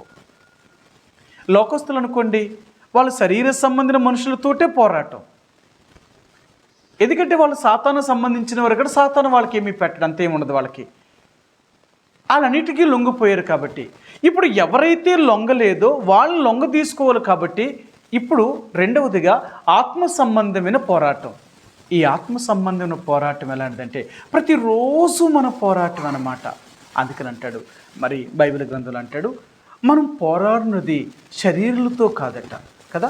ఎఫెసీయులకు రాసిన పత్రిక, మన పోరాటము ఎవరితో పోరాడుతున్నాము అంటే ఇక్కడ ఆయన చెప్తాడు 6వ అధ్యాయము, 6వ అధ్యాయము, ఎఫెసీయులకు రాసిన పత్రిక 6వ అధ్యాయము 12వ వచనమండి. ఎలాగనగా మనం పోరాడునది శరీరాలతో కాదు కానీ ప్రధానులతోనూ అధికారులతోనూ ప్రస్తుత అంధకార సంబంధమగు లోకనాథులతోనూ ఆకాశ మండలమందున్న దురాత్మ సమూహములతోనూ పోరాడుచున్నాము. మన పోరాటము ఈ నలుగురితో అంటే ఎలాగంటేనంట, సాతాను ఇంకా భూమి మీదకి రాలేదు. వాడు ఎక్కడున్నాడు అంటే మధ్యాకాశంలో తన సింహాసనాన్ని వేసుకొని అక్కడి నుంచి వీడు పరిపాలన చేస్తున్నాడు. దేవుడేమో పరలోకంలో ఉన్నాడు, సాతానేమో 2వ ఆకాశం మీద ఉంది. మనకి కనిపించేది ఇది మూడవ ఆకాశం, అంటే ఇది కింద మొదటి ఆకాశము, ఈ ఆకాశము, రెండవ ఆకాశము, మూడవ ఆకాశము. మూడవ ఆకాశమేమో పరలోకము, రెండవ ఆకాశం మీదేమో సాతానుడు తన సింహాసనం వేసుకొని అక్కడి నుంచి ఏలుబడి చేస్తున్నాడు. ఇప్పుడు యేసుప్రభువారు ఈ రెండవ రాకడలో మధ్యాకాశంలోనికి రాబోతున్నాడు. మధ్యాకాశానికి రాబోయినప్పుడు సాతాన్ని అక్కడి నుంచి భూమి మీద గెంటుతాడు ఆయన. ఇప్పుడు డైరెక్ట్గా సాతాను అక్కడి నుంచి భూమి మీదకి వచ్చేస్తాడు, ఇంకాడు ఆ ప్లేస్ ఖాళీ చేసేస్తాడు. ఎప్పుడైతే భూమి మీదకి వస్తాడో ఇంకా ఏర్పరచబడిన వారిని సైతం కూడా మోసం చేస్తాడన్నమాట. కాబట్టి ఇప్పుడు వాడు మధ్యాకాశంలో ఉండి అక్కడి నుంచి వాడు పరిపాలన విధానం చేయడం మొదలుపెట్టాడు. వాడు ఎలా పరిపాలన చేస్తున్నాడు అంటే, పరిపాలన చేసే విధానం ఏంటంటేనట, కొంతమందిని అధికారులుగా చేశాడట. ప్రధానులు, అధికారులు, ఇక్కడ ఎవరున్నారట, ప్రధానులు, అధికారులు, ప్రస్తుత అంధకార సంబంధముగా లోకనాథులు, ఆకాశ మండలమందున దురాత్మ సమూహములు, ఇలా నలుగురితో. అందుకనే యేసు ప్రభువుని ఎరిగిన తర్వాత ఈ నలుగురితో మనకు పోరాటం ఉంటుందట. ఈ నలుగురు ఎవరంటేనంట, ఒకటి దేవుళ్ళు అనబడిన వారు, రెండు దేవతలు అనబడిన వారు. వీళ్ళిద్దరూ ప్రధానులు. ఎందుకంటే ఈ లోకంలో వాళ్ళే కదా దేవుళ్ళు, దేవతలు. ఆ తర్వాత ఇంకెవరైనా, ఎవరు ప్రధానులు, ఎవరు అధికారులు అంటేనంట, వీళ్ళ చేతిలోనే అన్నీ ఉన్నాయంట. ఈ దేవుళ్ళు, దేవతలు అనబడిన వారి చేతుల్లోనే ఈ లోకము తన చేతిలో పెట్టింది సాతాను.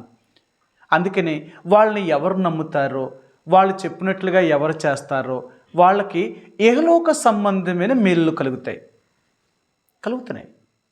ఈరోజు యేసుప్రభువారు నమ్ముకుంటేనే నీకు మేలు జరుగుతుందంటే వాళ్ళు అంటారు, మేము యేసుప్రభువారు నమ్మకపోయినా మాకు మేలే జరుగుతుంది, మేము బాగానే ఉన్నాం కదా.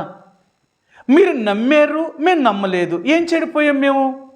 మీ దేవుని నమ్మలేనంత మాత్రకు మేమేం చెడిపోలేదు కదా, మేము కూడా బాగానే బతుకుతున్నాం కదా, ఇంకా మీకంటే మేమే బాగున్నాం. ఈరోజు చూడండి, దేవుణ్ణి ఎరిగిన వారికంటే దేవుణ్ణి ఎరగని వారే బాగున్నారు. అదే కదా మన ప్రతిరోజు మన సమస్య ఏంటంటే, దేవుడిని నమ్మ నాకేమి ఇచ్చాడు దేవుడు, చూడు లోకంలో ఉన్న వాళ్ళే బాగున్నారు. అందుకని ఈరోజు చాలామంది, ఒకప్పుడు అనేకులు క్రైస్తవులుగా దేవుళ్ళలోనికి వచ్చేవారు, ఇప్పుడు క్రైస్తవులే లోకంలోనికి వెళ్తున్నారు.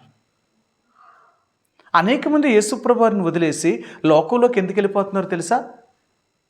లోకములో ఉన్న సంతోషాన్ని, సుఖాన్ని, ఆ ఐశ్వర్యాన్ని సంపాదించాలని, అంటే దేవుడి కంటే అది వారు పొందాలని. దేవుడు ఇవ్వలేడంటే దేవుడు ఇవ్వగలడు, కానీ వీళ్ళు దేవుడితో సహవాసం చేస్తే కదా దేవుడు ఇవ్వడానికి. అక్కడైతే వాళ్ళకి అలాంటిది ఏం లేదు, వాళ్ళ ఇష్టానుసారంగా ఎలాగ బ్రతికినా వాళ్ళ సాతాను ఇస్తాడు. ఎందుకంటే వాళ్ళు చెడిపోవడం కావాలి. వాళ్ళకి చెడగొట్టేవాడికి నువ్వు ఎలాగున్నావు అని అక్కర్లేదు, వాడికి నువ్వు చెడిపోవడమే వాడికి మొదటి ఉద్దేశం అన్నమాట. అర్థమైందా? అందుకనే ఈ దేవతలు అనబడినవారు, దేవుళ్ళు అనబడినవారు ఈ భూమి మీద అనేకులు ఉన్నారట. చూపించడం మీకు ఆ మాట? సరే చూపిస్తాను. కొరింథీయులకు రాసిన 2వ పత్రిక, అపొస్తలుడైన పౌలు కొరింథీయులకు రాసిన 2వ పత్రిక 4వ అధ్యాయము. ఇక్కడ అపొస్తలుడైన పౌలు ఇలాగ ఆయన చెప్తాడు, చూపిస్తానండి మీకు. ఆయన ఏం చెప్పాడు అంటే, ఈ లోకములో, క్షమించండి, కొరింథీయులకు రాసిన మొదటి పత్రిక 9వ అధ్యాయము, కొరింథీయులకు రాసిన మొదటి పత్రిక 9వ అధ్యాయము, క్షమించండి 8వ అధ్యాయంలోనే ఉంది, 8వ అధ్యాయము 5వ వచనం అండి, 8:5. కొరింథీయులకు రాసిన మొదటి పత్రిక 8వ అధ్యాయము 5వ వచనం అండి. దేవతలు అనబడిన వారును, ప్రభువులు అనబడిన వారును అనేకులు ఉన్నారు. సరే, ఈ లోకంలో ఎవరెవరు ఉన్నారట? దేవతలు అనబడిన వారు ఉన్నారు, ప్రభువులు అనబడిన వారు. సరే, దేవతలు అనబడిన వారు, ప్రభువులు అనబడిన వారు ఉన్నారట. అందుకన్నాడు, దేవుళ్ళు అనబడిన వారు, దేవతలు అనబడిన వారు ఈ భూమి మీద అనేకులు ఉన్నారు. బైబిలే చెప్తుంది. ఈరోజు చాలామంది అంటారు కాదు అంటారు. నిజమే, లేదు, ఉన్నారు. వాళ్ళందరూ ఉన్నారు. వాళ్ళందరూ కూడా సాతాను వారిని పెట్టాడు. ఎందుకు అంటే, వాళ్ళని నమ్మకుండా ఈ భూమి మీద ఎవరు ఉండకూడదు అని. ఒకప్పుడు మనం కూడా దేవుణ్ణి ఎరగకముందు వాళ్ళని నమ్మిన వాళ్ళమే కదా. మనమేమి పుట్టుకతోటి మనం యేసుప్రభువారిని నమ్ముకున్న వాళ్ళం ఏమీ కాదు. ఇంతకుముందు మనం కూడా ఆ దేవతల్ని దేవుళ్ళని నమ్మి అవన్నీ వదిలేసి ఇప్పుడు యేసుప్రభువారి దగ్గరికి వచ్చాం. నిజమైన దేవుడు ఈయనని అర్థమైందా? కాబట్టి వీళ్ళని అంటే యేసుప్రభువారిని నమ్మిన తర్వాత వీళ్ళంత సామాన్యంగా వదిలిపెట్టరట. దేవతలు దేవుళ్ళు అనబడినవారు వీళ్ళు మనల్ని చాలా రకాలుగా బాధిస్తారు, ఇబ్బంది పెడుతూనే ఉంటారు. కానీ మన దేవుడు మనతో ఉండగా వీళ్ళు ఏమీ చేయలేరు. నేను ఒక మాట చెప్తాను. అది 1997, 96 సంవత్సరంలో, 98, 99 సంవత్సరంలోనూ అనపర్తి దగ్గర గుంటూరు నుంచి పనికి వచ్చారన్నమాట. వాళ్ళు పని చేసుకుంటూ ఉంటున్నప్పుడు వాళ్ళకి సువార్తని చెప్పారు అక్కడున్న అన్నయాలు. కదా వాళ్ళు రక్షణ పొందారు. తరచుగా నేను అక్కడికి వెళ్తున్నప్పుడు వాళ్ళకు కూడా సువార్త చెప్పడానికి తీసుకెళ్ళేవారు. మేము కూడా సువార్త చెప్పేవాడిని. అలాగే వాళ్ళు ప్రతి ఆదివారం మందిరానికి వచ్చేవారు. బాగానే ఉన్నారు, రక్షణ పొందారు, బాప్తీసం తీసుకున్నారు, దేవుడు మందిరానికి క్రమం తప్పకుండా వస్తున్నారు. అప్పుడు ఒక సమస్య చెప్పారు వాళ్ళు. అన్న, మా బిడ్డ ఈడు పుట్టినప్పుడు మేము అనుకున్నాము, అప్పటికి మేము యేసుప్రభువారిని నమ్ముకోలేదు, వీడికి పలానా కొండ మీదకి వెళ్ళి నీకు తలిస్తాము అని మొక్కేమో, కాబట్టి మరి ఇప్పుడు ఏం చేయాలి? ఇప్పుడు మేము యేసుప్రభువారిని నమ్ముకున్నాం, మరి అప్పుడు మేము యేసుప్రభువారిని నమ్మలేదు కాబట్టి ఆ దేవుడికి మా మొక్కుబడి చేశాము, ఇప్పుడు మేము కొండకి వెళ్ళాలా వెళ్ళకూడదా అని అడిగారు. అప్పుడు అన్నాం, నువ్వు యేసుప్రభువారిని ఎరగక ముందు కదా నువ్వు మొక్కావు, ఇప్పుడు యేసుప్రభువారిని నువ్వు నమ్ముకున్నావు కదా, అంటే ఆ దేవుడి కంటే ఈ దేవుడు గొప్పవాడు, నువ్వు నమ్మేవా అని అడిగారు. అవును, ఆ దేవుడి కంటే యేసుప్రభువారే అందరికంటే గొప్పవాడని నమ్మాను. మరి ఈ దేవుడు అందరికంటే గొప్పవాడు అన్నప్పుడు ఆ దేవుడు నిన్నేం చేయగలుగుతాడు? నీకు నిన్నేం చేయడు కదా. అతనికంటే ఇతను బలవంతుడు ఉన్నప్పుడు బలహీనుడు నిన్నేం చేయగలడు? నిన్నేమీ చేయలేడు. కాబట్టి వద్దు అని చెప్పాం. సరేనన్నా, మీరు చెప్తున్నారు కాబట్టి అలాగే చేస్తాము అన్నారు. వాళ్ళు తీసుకెళ్ళలేదు, బాగానే ఉన్నారు. ఒక సంవత్సరం దాటిన తర్వాత వాళ్ళు పడుకున్నారు. ఒకరోజు రాత్రి ఒక పాము ఆ కుర్రోడి చెయ్యే పట్టుకొని కాటేసిందనమాట. ఒక చిన్న పిల్ల, పాము పిల్ల ఆ కుర్రోడిని కాటేసింది. అదేదో కుట్టింది అని ఏడిస్తే ఇలాంటి లేశారు.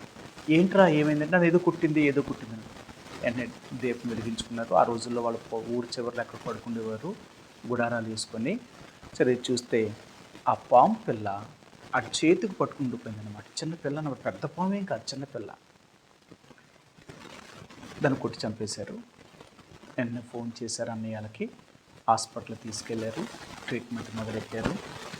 డాక్టర్లు ఈ రాత్రంతా ఈ నిద్రపోకుండా ఉంటే నిద్రపోకూడదు అని చెప్పి, మీరు చూసుకోండి, నిద్రపోకుండా మీరు చూసుకోవాలంటే ఈయన కాపాడండి, వీడు నిద్రపోకుండా ఉంటే రేపు పొద్దుడికి బతికేస్తాడు, కానీ నిద్రపోయాడు అంటే చచ్చిపోతాడు, జాగ్రత్త చెప్పారు.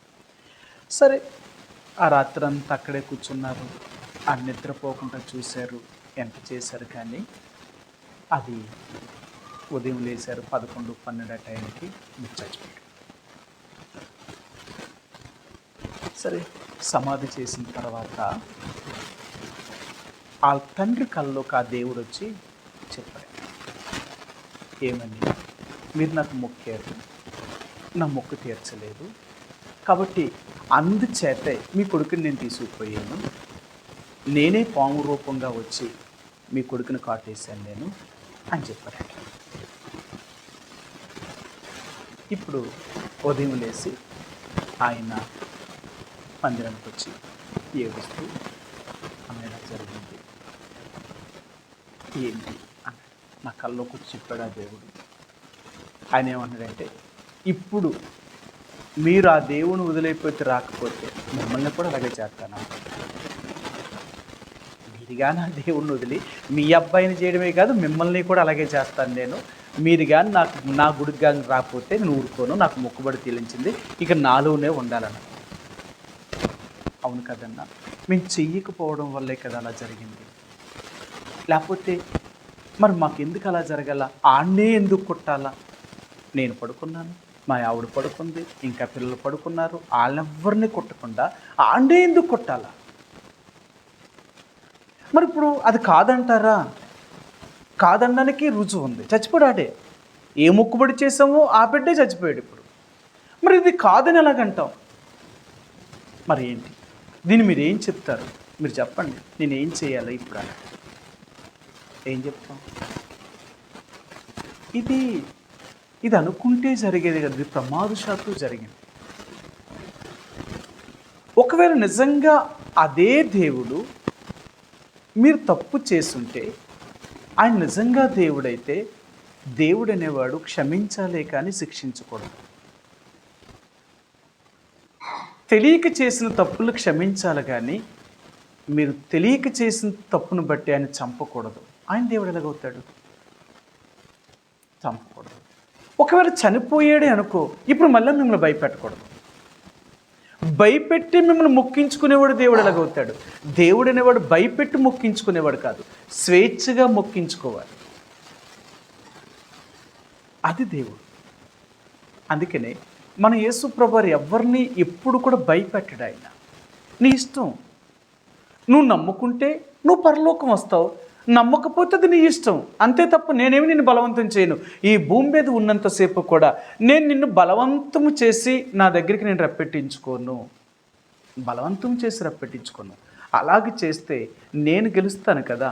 ఎందుకంటే నేను పోరాటం చేస్తే నా దగ్గర ఏ మానవుడు నిలవగలడు? నేను అందరినీ జయించగలుగుతాను. కానీ అలా కాదు, నేను జయించడం వల్ల మీరందరూ ఓడిపోవడం వల్ల నన్ను మీరు సేవించడం కాదు. మీకు స్వేచ్ఛనిచ్చాను, ఇష్టపూర్వకంగానే నన్ను నమ్మాలి. కానీ ఈ లోకంలో దేవతలు అనబడినవారు, దేవుళ్ళు అనబడినవారు మనుషుల్ని భయపెట్టి నమ్మించుకుంటున్నారు.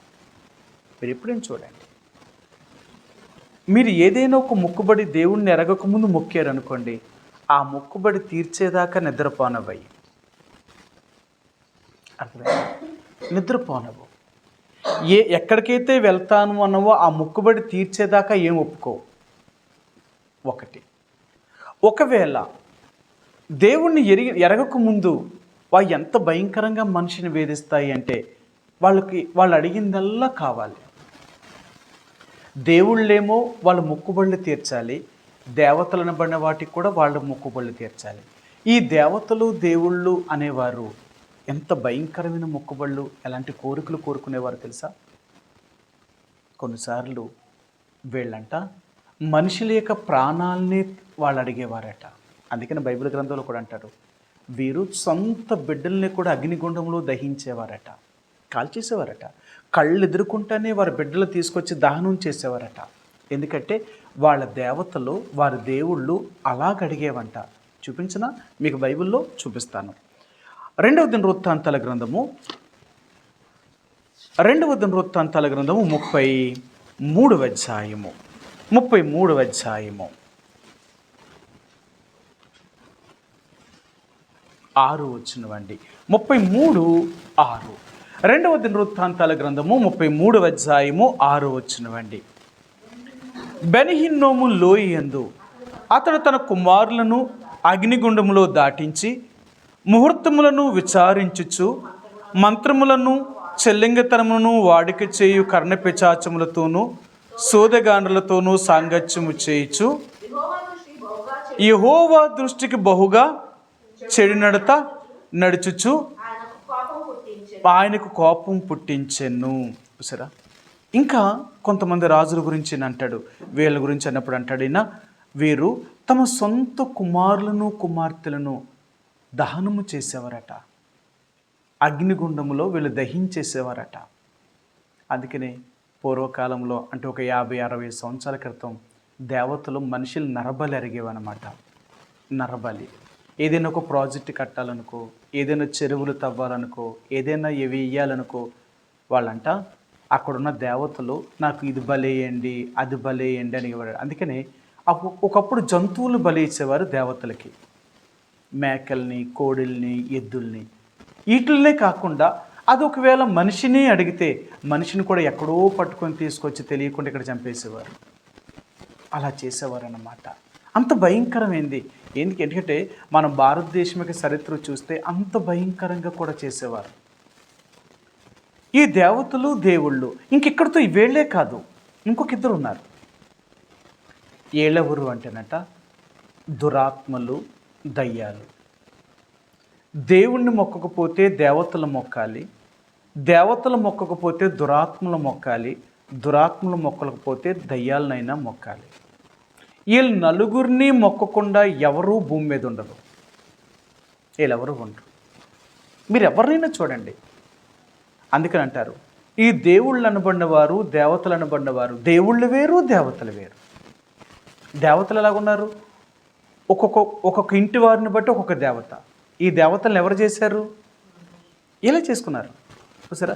అందుకనే ఒక కులానికి ఒక దేవత, ఒక వంశానికి ఒక దేవత. వీళ్ళకి అన్ని దేవతలు అన్నమాట.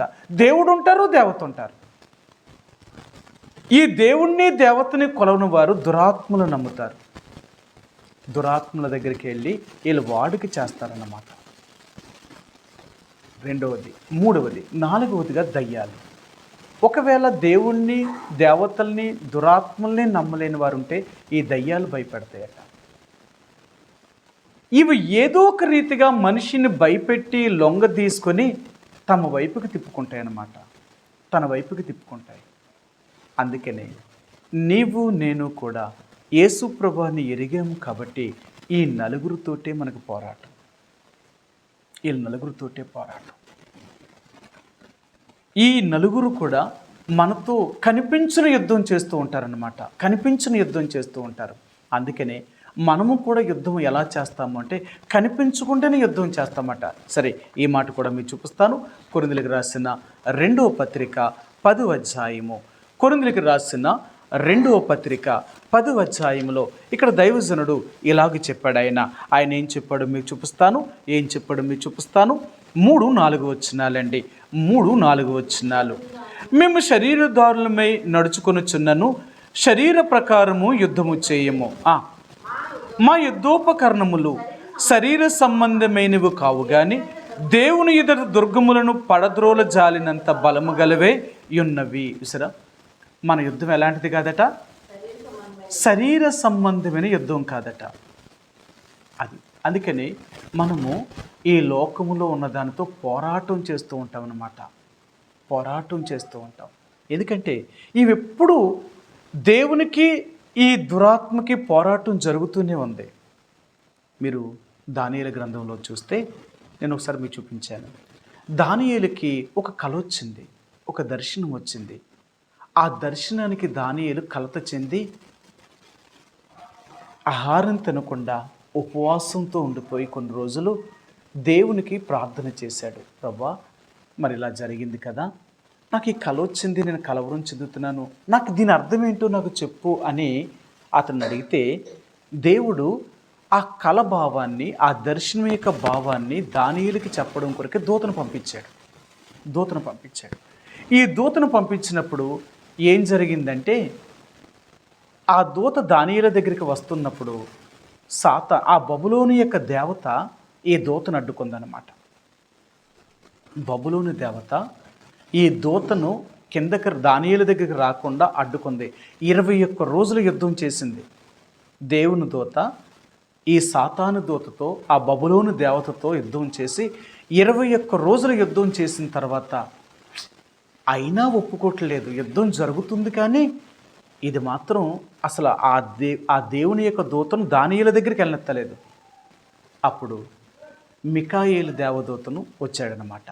అప్పుడు మికాయేలు వచ్చి ఆ బబులోను దేవతను ఓడించి ఆ వర్తమానాన్ని దానియేలు దగ్గర పంపించాడు. అప్పుడు చెప్తాడు, నేను 21 రోజులు నేను పోరాటం చేశాను ఈ బబులోను దేవతతో, కానీ నాకు సహాయం చేయడం కొరకే మరలా మికాయేలు దేవదూతను పంపించాడు దేవుడు.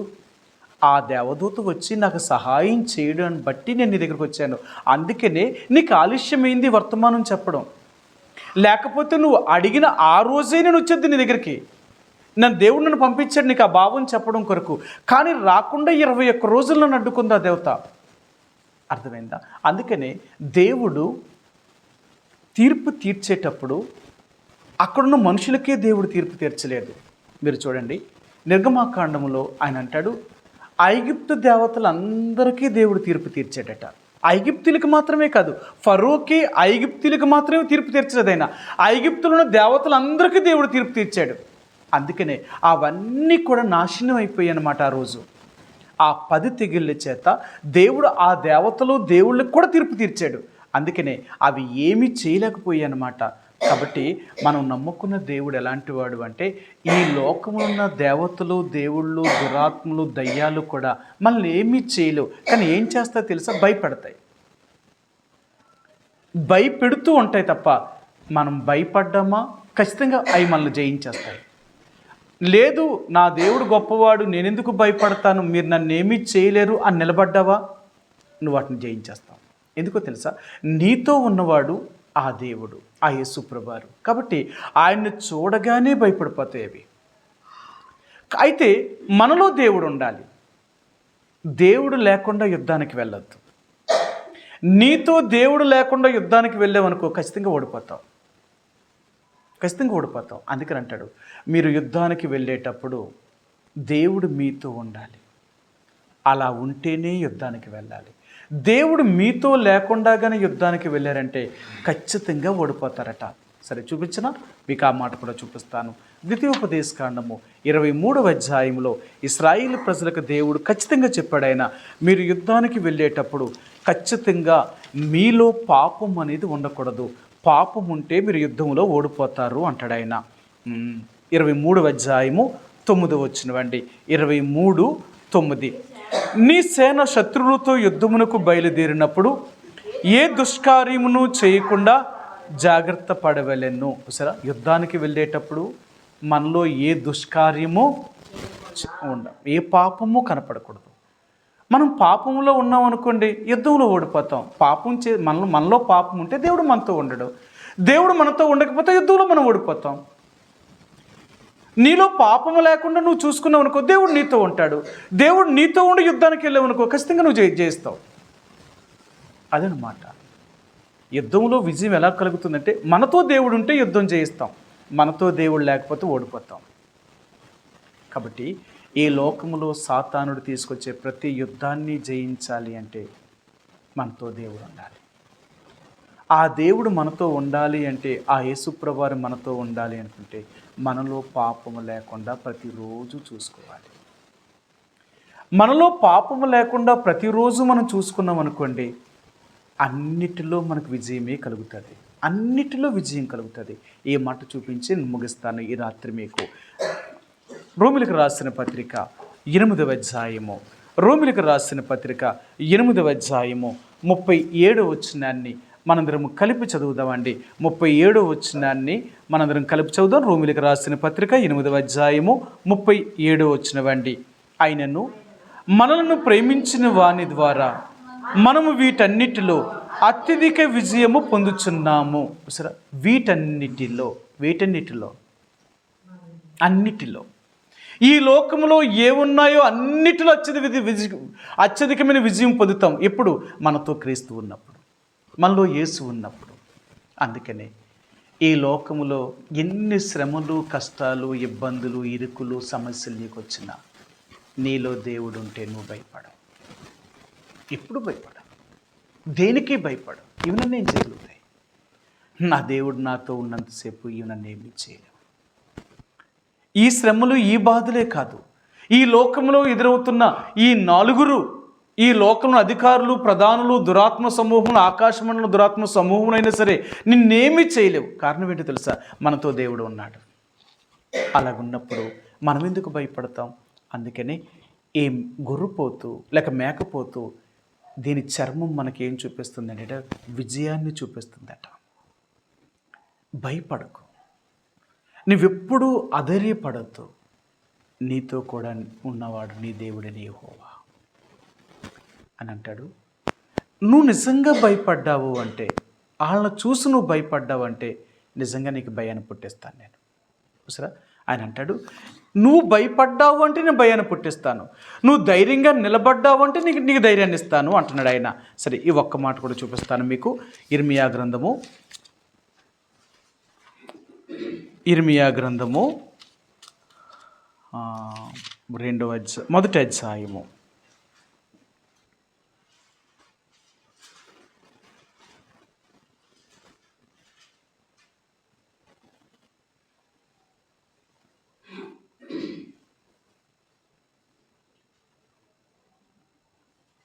8వ వచనం అండి. వారికి భయపడకము, నిన్ను విడిపించుటకు నేను నీకు తోడై ఉన్నాను, ఇదే యెహోవా వాక్కు. అంతేనా? సరే, ఇంకొక మాట అంటాడు ఆయన, ఇర్మియా గ్రంథంలోనే అంటాడు ఆయన. సరే మీకు చూపిస్తాను. అంటే యెహెజ్కేలుతో కూడా చెప్తాడు ఆయన, కానీ ఇర్మియాలో కూడా చెప్తాడు ఆయన. ఆయన ఏమంటాడు అంటే,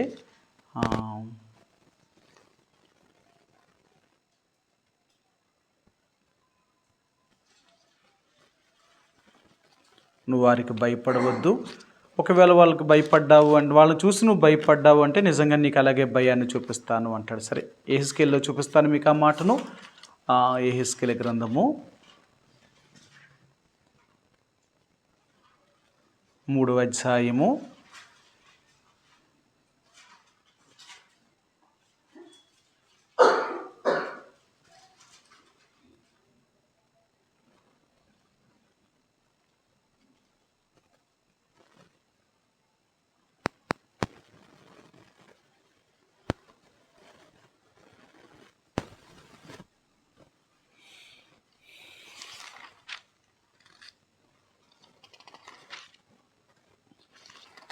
'ఆయన చెప్తాడనమాట, నువ్వు భయపడకు. ఒకవేళ నువ్వు వాళ్ళని చూసిగా నిజంగా నువ్వు భయపడ్డావు అంటే నేను అలాగే నీకు భయాన్ని పుట్టిస్తాను.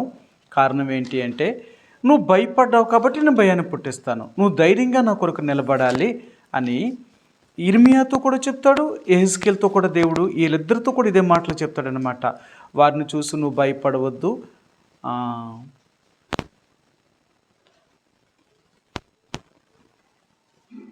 2వ అధ్యాయము ఒక మాట అంటాడు ఆయన,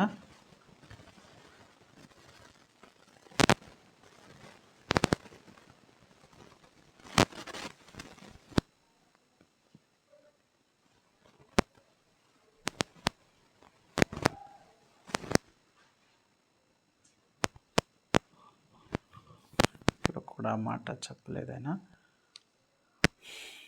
ఖచ్చితంగా చెప్తాడనమాట. వాళ్ళకు నువ్వు భయపడ్డావు అంటే నేను నీకు భయాన్ని పుట్టిస్తాను. కాబట్టి నేను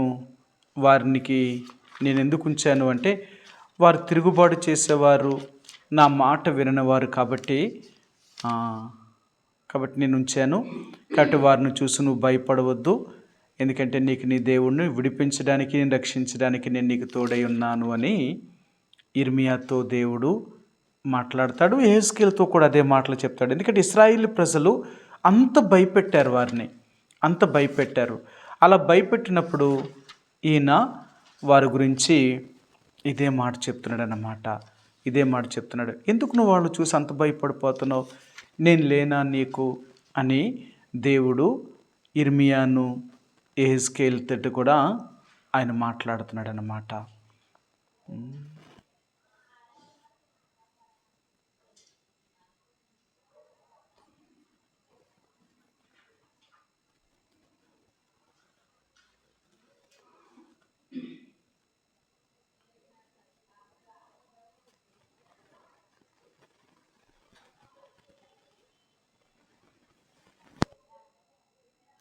సరే, మీ తర్వాత చూపిస్తాను ఆ మాటను. వారు ఖచ్చితంగా చెప్పాడనమాట, మీరు నిజంగా భయపడవద్దు. ఒకవేళ నువ్వు భయపడ్డావు అంటే వారి ఎదుటి నీకు ఆ రీతిగానే భయాన్ని పుట్టిస్తాను. కాబట్టి నువ్వు ధైర్యంగా నిలబడాలి. ఏ సమస్య వచ్చినా నా కొరకు నువ్వు నిలబడినప్పుడు మాత్రమే నేను నీకు తోడై ఉంటాను.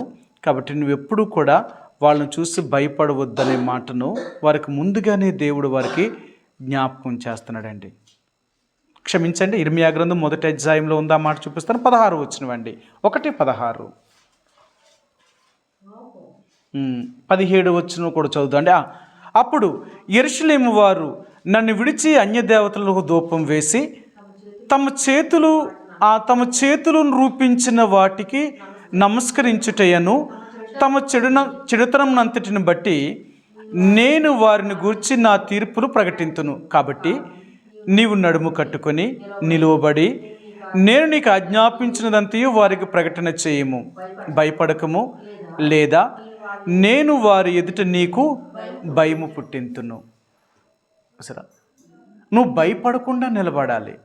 నువ్వే కానీ భయపడ్డావు అనుకో, నేను నిజంగా నీకు భయాన్ని పుట్టిస్తాను నేను. అది కాబట్టి మనం ఎప్పుడు కూడా యేసు ప్రభువుని నమ్మిన తర్వాత భయపడకూడదు, దేనికి భయపడకూడదు. ఈ లోకములో ఎదురవుతున్న ప్రతి శ్రమలకు, కష్టాలకి, ఇబ్బందులకి భయపడకూడదు. అలాగే ఆత్మీయమైన సంగతుల గురించి కూడా, ఆత్మీయంగా సాతాను ఎలాంటి పరిస్థితులు మన మీద తీసుకొచ్చినప్పుడు కూడా మనం భయపడకూడదు. అందుకే కదా ఈనాడు లోకమంతా దేవుడి ప్రజల మీద తిరుగుబాటు చేసి హింసిస్తుంది, చంపుతుంది, జైల్లో పెడుతుంది, భయంకరంగా కొడుతున్నారు. ఆయన వీళ్ళు భయపడతలేదు. ఎందుకో తెలుసా? మా దేవుడి కోసం చావడానికైనా మేము చేస్తాం, కానీ మేము భయపడం. అది దేవుని బిడ్డలు అనేవారు దేనికి భయపడేవారు కాదు, దేనికి భయపడరు. అసలు భయం అనేదే మన జీవితంలో ఉండకూడదు. యేసు ప్రభువుని ఎరిగిన తర్వాత భయం అనేదే మనకు ఉండకూడదు. ఆ భయాలన్నీ పోగొట్టాలనే యేసు ప్రభువు ఈ భూమి మీదకి వచ్చాడు ఆయన. కాబట్టి ఈ రాత్రి ఈ మేకపోతు యొక్క చర్మము, లేక ఈ మేక యొక్క చర్మము ఏం చూపిస్తుందంటే, ఎన్ని సమస్యలు వచ్చినా నువ్వు మాత్రం భయపడకూడదు. నువ్వు ధైర్యంగానే ఉండాలా. ఎందుకు అంటే నా బిడ్డవు కదా, నేను నీతో ఉండగా నువ్వెందుకు భయపడుతున్నావు? నేను నీతో లేనప్పుడు మీరు భయపడాలి, కానీ నీతో ఉన్నప్పుడు మీరు ఎందుకు భయపడతారు? నేను ఎప్పుడూ మీతో ఉంటాను, నేను ఎప్పుడూ మిమ్మల్ని వదిలిపెట్టను. అందుకనే యేసు ప్రభువు ఈ భూమి మీద నుంచి ఆయన వెళ్ళిపోతున్నప్పుడు ఆయన అన్నాడు, నా వెళ్ళిపోయే గడియ దగ్గర పడింది, నేను వెళ్తాను అని చెప్పినప్పుడు యేసు ప్రభువు యొక్క 12 మంది శిష్యులు కూడా చాలా కలత చెందారు. నిన్ను నమ్ముకొని మేము అన్నీ వదిలిపెట్టి వచ్చేసాం, ఇప్పుడు నువ్వు వెళ్ళిపోతాను అంటున్నావు, నువ్వు వెళ్ళిపోతే మా పరిస్థితి ఏంటి? మేమేమైపోవాలా? మమ్మల్ని ఎవరు పోషిస్తారు? మాకెవరున్నారు అని వీళ్ళెంతో కలవరపడినప్పుడు అప్పుడు చెప్పాడు ఆయన, నేనెప్పుడూ మిమ్మల్ని అనాథులుగా వదలను, నేను మీతో ఎప్పుడూ లేకుండా ఉండను, నేను ఎప్పుడు మీతోటే ఉంటాను అని ఆయన వాగ్దానం చేశాడు. ఇదిగో యుగ సమాప్తి వరకు సదాకాలము నేను మీతో కూడా ఉంటాను, ఎప్పుడు మీతో ఉంటాను, నేను ఎప్పుడూ మిమ్మల్ని వదిలిపెట్టను నేను. అది మన దేవుడు. ఎప్పుడు మనల్ని విడవని దేవుడు, మన వదలని దేవుడు మనతో ఉన్నప్పుడు మనం ఎందుకు భయపడుతున్నాం? దేనికి భయపడుతున్నాం? ఒకవేళ భయపడ్డామా, మనం ఆయనకి చెందిన వారం కాము, మనం ఆయన వారం కాము. ధైర్యంగా నిలుచున్నామా, మనం ఆయన వారము. అందుకనంటాడు, జయించువాడే నావాడు, ఓడిపోయేవాడు నావాడు కాడు. అందుకనే ఈ లోకంలో ఎలాంటి పరిస్థితులు మనకు వచ్చినా నిలబడడానికి ప్రయత్నం చేద్దాం. దేవుడి కోసం నిలుచున్నామా, యుద్ధం ఆయన చేస్తాడు మన పక్షంగా, ఆయన చూసుకుంటాడు. ఎలాంటి పరిస్థితులు వచ్చినా మనకి దేవుడే మన పక్షంగా యుద్ధం చేసి మనకు న్యాయం చేయగలిగిన వాడు, మన పక్షంగా జయాన్ని చేకూర్చగలిగిన వాడు. కాబట్టి ఈ మేకపోతే యొక్క చర్మం అనేది జ్ఞాపకం చేస్తున్నట్టే, ఎన్ని శ్రమలు వచ్చినా, ఎన్ని ఇబ్బందులు వచ్చినా, ఎన్ని కష్టాలు వచ్చినా ధైర్యం మాత్రం వదలద్దు. ఆ ఎత్తైన కొండను ఎక్కడానికి ప్రయత్నించే, అన్నిటినీ దాటుకుంటూ పైకెళ్ళు. నువ్వు వెళ్ళాలి. ఎంత ఎత్తుకెళ్తావో అంత శ్రేష్టమైన నువ్వు అనుభవించగలుగుతావు. నువ్వెంత ఎత్తుకెళ్లకుండా కిందే ఉండిపోతావో శ్రేష్టమైనవన్నీ నీకేమీ దొరకవు. అందుకని ఈ రాత్రి దేవుడినదంటే ఈ మేక చర్మముల యొక్క తోళ్ళు కావాలి దేవుడికి, జయించేవారు కావాలి దేవుడికి, ప్రతి దాంట్లో నిలబడేవారు కావాలి. కృంగిపోయేవారు, నిరుత్సాహపడేవారు, ఓడిపోయేవారు, ప్రతిదానికి అధైర్యపడేవాళ్ళు వీళ్ళ దేవుడికి అక్కర్లేదు. వద్దు, వీళ్ళు యుద్ధానికి పనికిరాని వారు. ఇలాంటి వారు యుద్ధానికి వెళితే వీళ్ళ చేత యుద్ధంలో ఓడిపోవడమే తప్ప జయం అనేది కలగదు. అందుకని దేవుడితో పాటు మనం ఉన్నాము అంటే అన్నిటిలో ధైర్యాన్ని కలిగి ఉండు, అత్యధికమైన విజయాన్ని సాధించగలుగుతాం.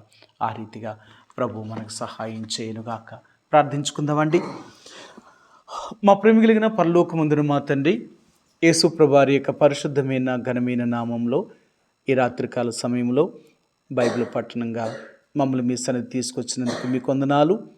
ఈ రాత్రి దేవా, నీ యొక్క పరిశుద్ధ స్థలమున యొక్క పైకప్పు విషయంలో మాకు జ్ఞాపకం చేసినారు. మేక వెంట్రుకలతో నేర్చిన ఆ యొక్క తెరలు కావాలి అన్నారు. ప్రభా, ఆ మేక చర్మంతో వేసిన ఆ తెరలు, మొదటి తెర మాకు జ్ఞాపకం చేశారు. ఈ ఎత్తైన కొండలను సైతం ఎక్కగలిగిన ఈ మేకపోతును మాకు జ్ఞాపకం చేశారు.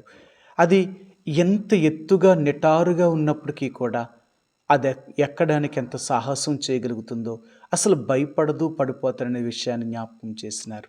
అలాగే మేము కూడా ఈ లోకంలో మాకు ఎదురవుతున్న ప్రతి పరీక్ష పరిశోధనలోనూ, ప్రతి శ్రమ బాధలన్నిటిలో కూడా మేము జయించేవారిగా ఉండాలని, ఎప్పుడూ మేము అధైర్యపడకూడదని, ఈ లోకములో ఎలాంటి పరిస్థితులు మాకు ఎదురైనా నువ్వు మాతో ఉన్నావని ఎరిగి, ఈ లోకములో క్రీస్తు యేసు యొక్క మంచి సైనికుల వలె మేము ఈ లోకంలో ఉన్న వాటిని ఎదుర్కోవడానికి మాకు మీ శక్తిని, మీ బలాన్ని మాకు అనుగ్రహించండి.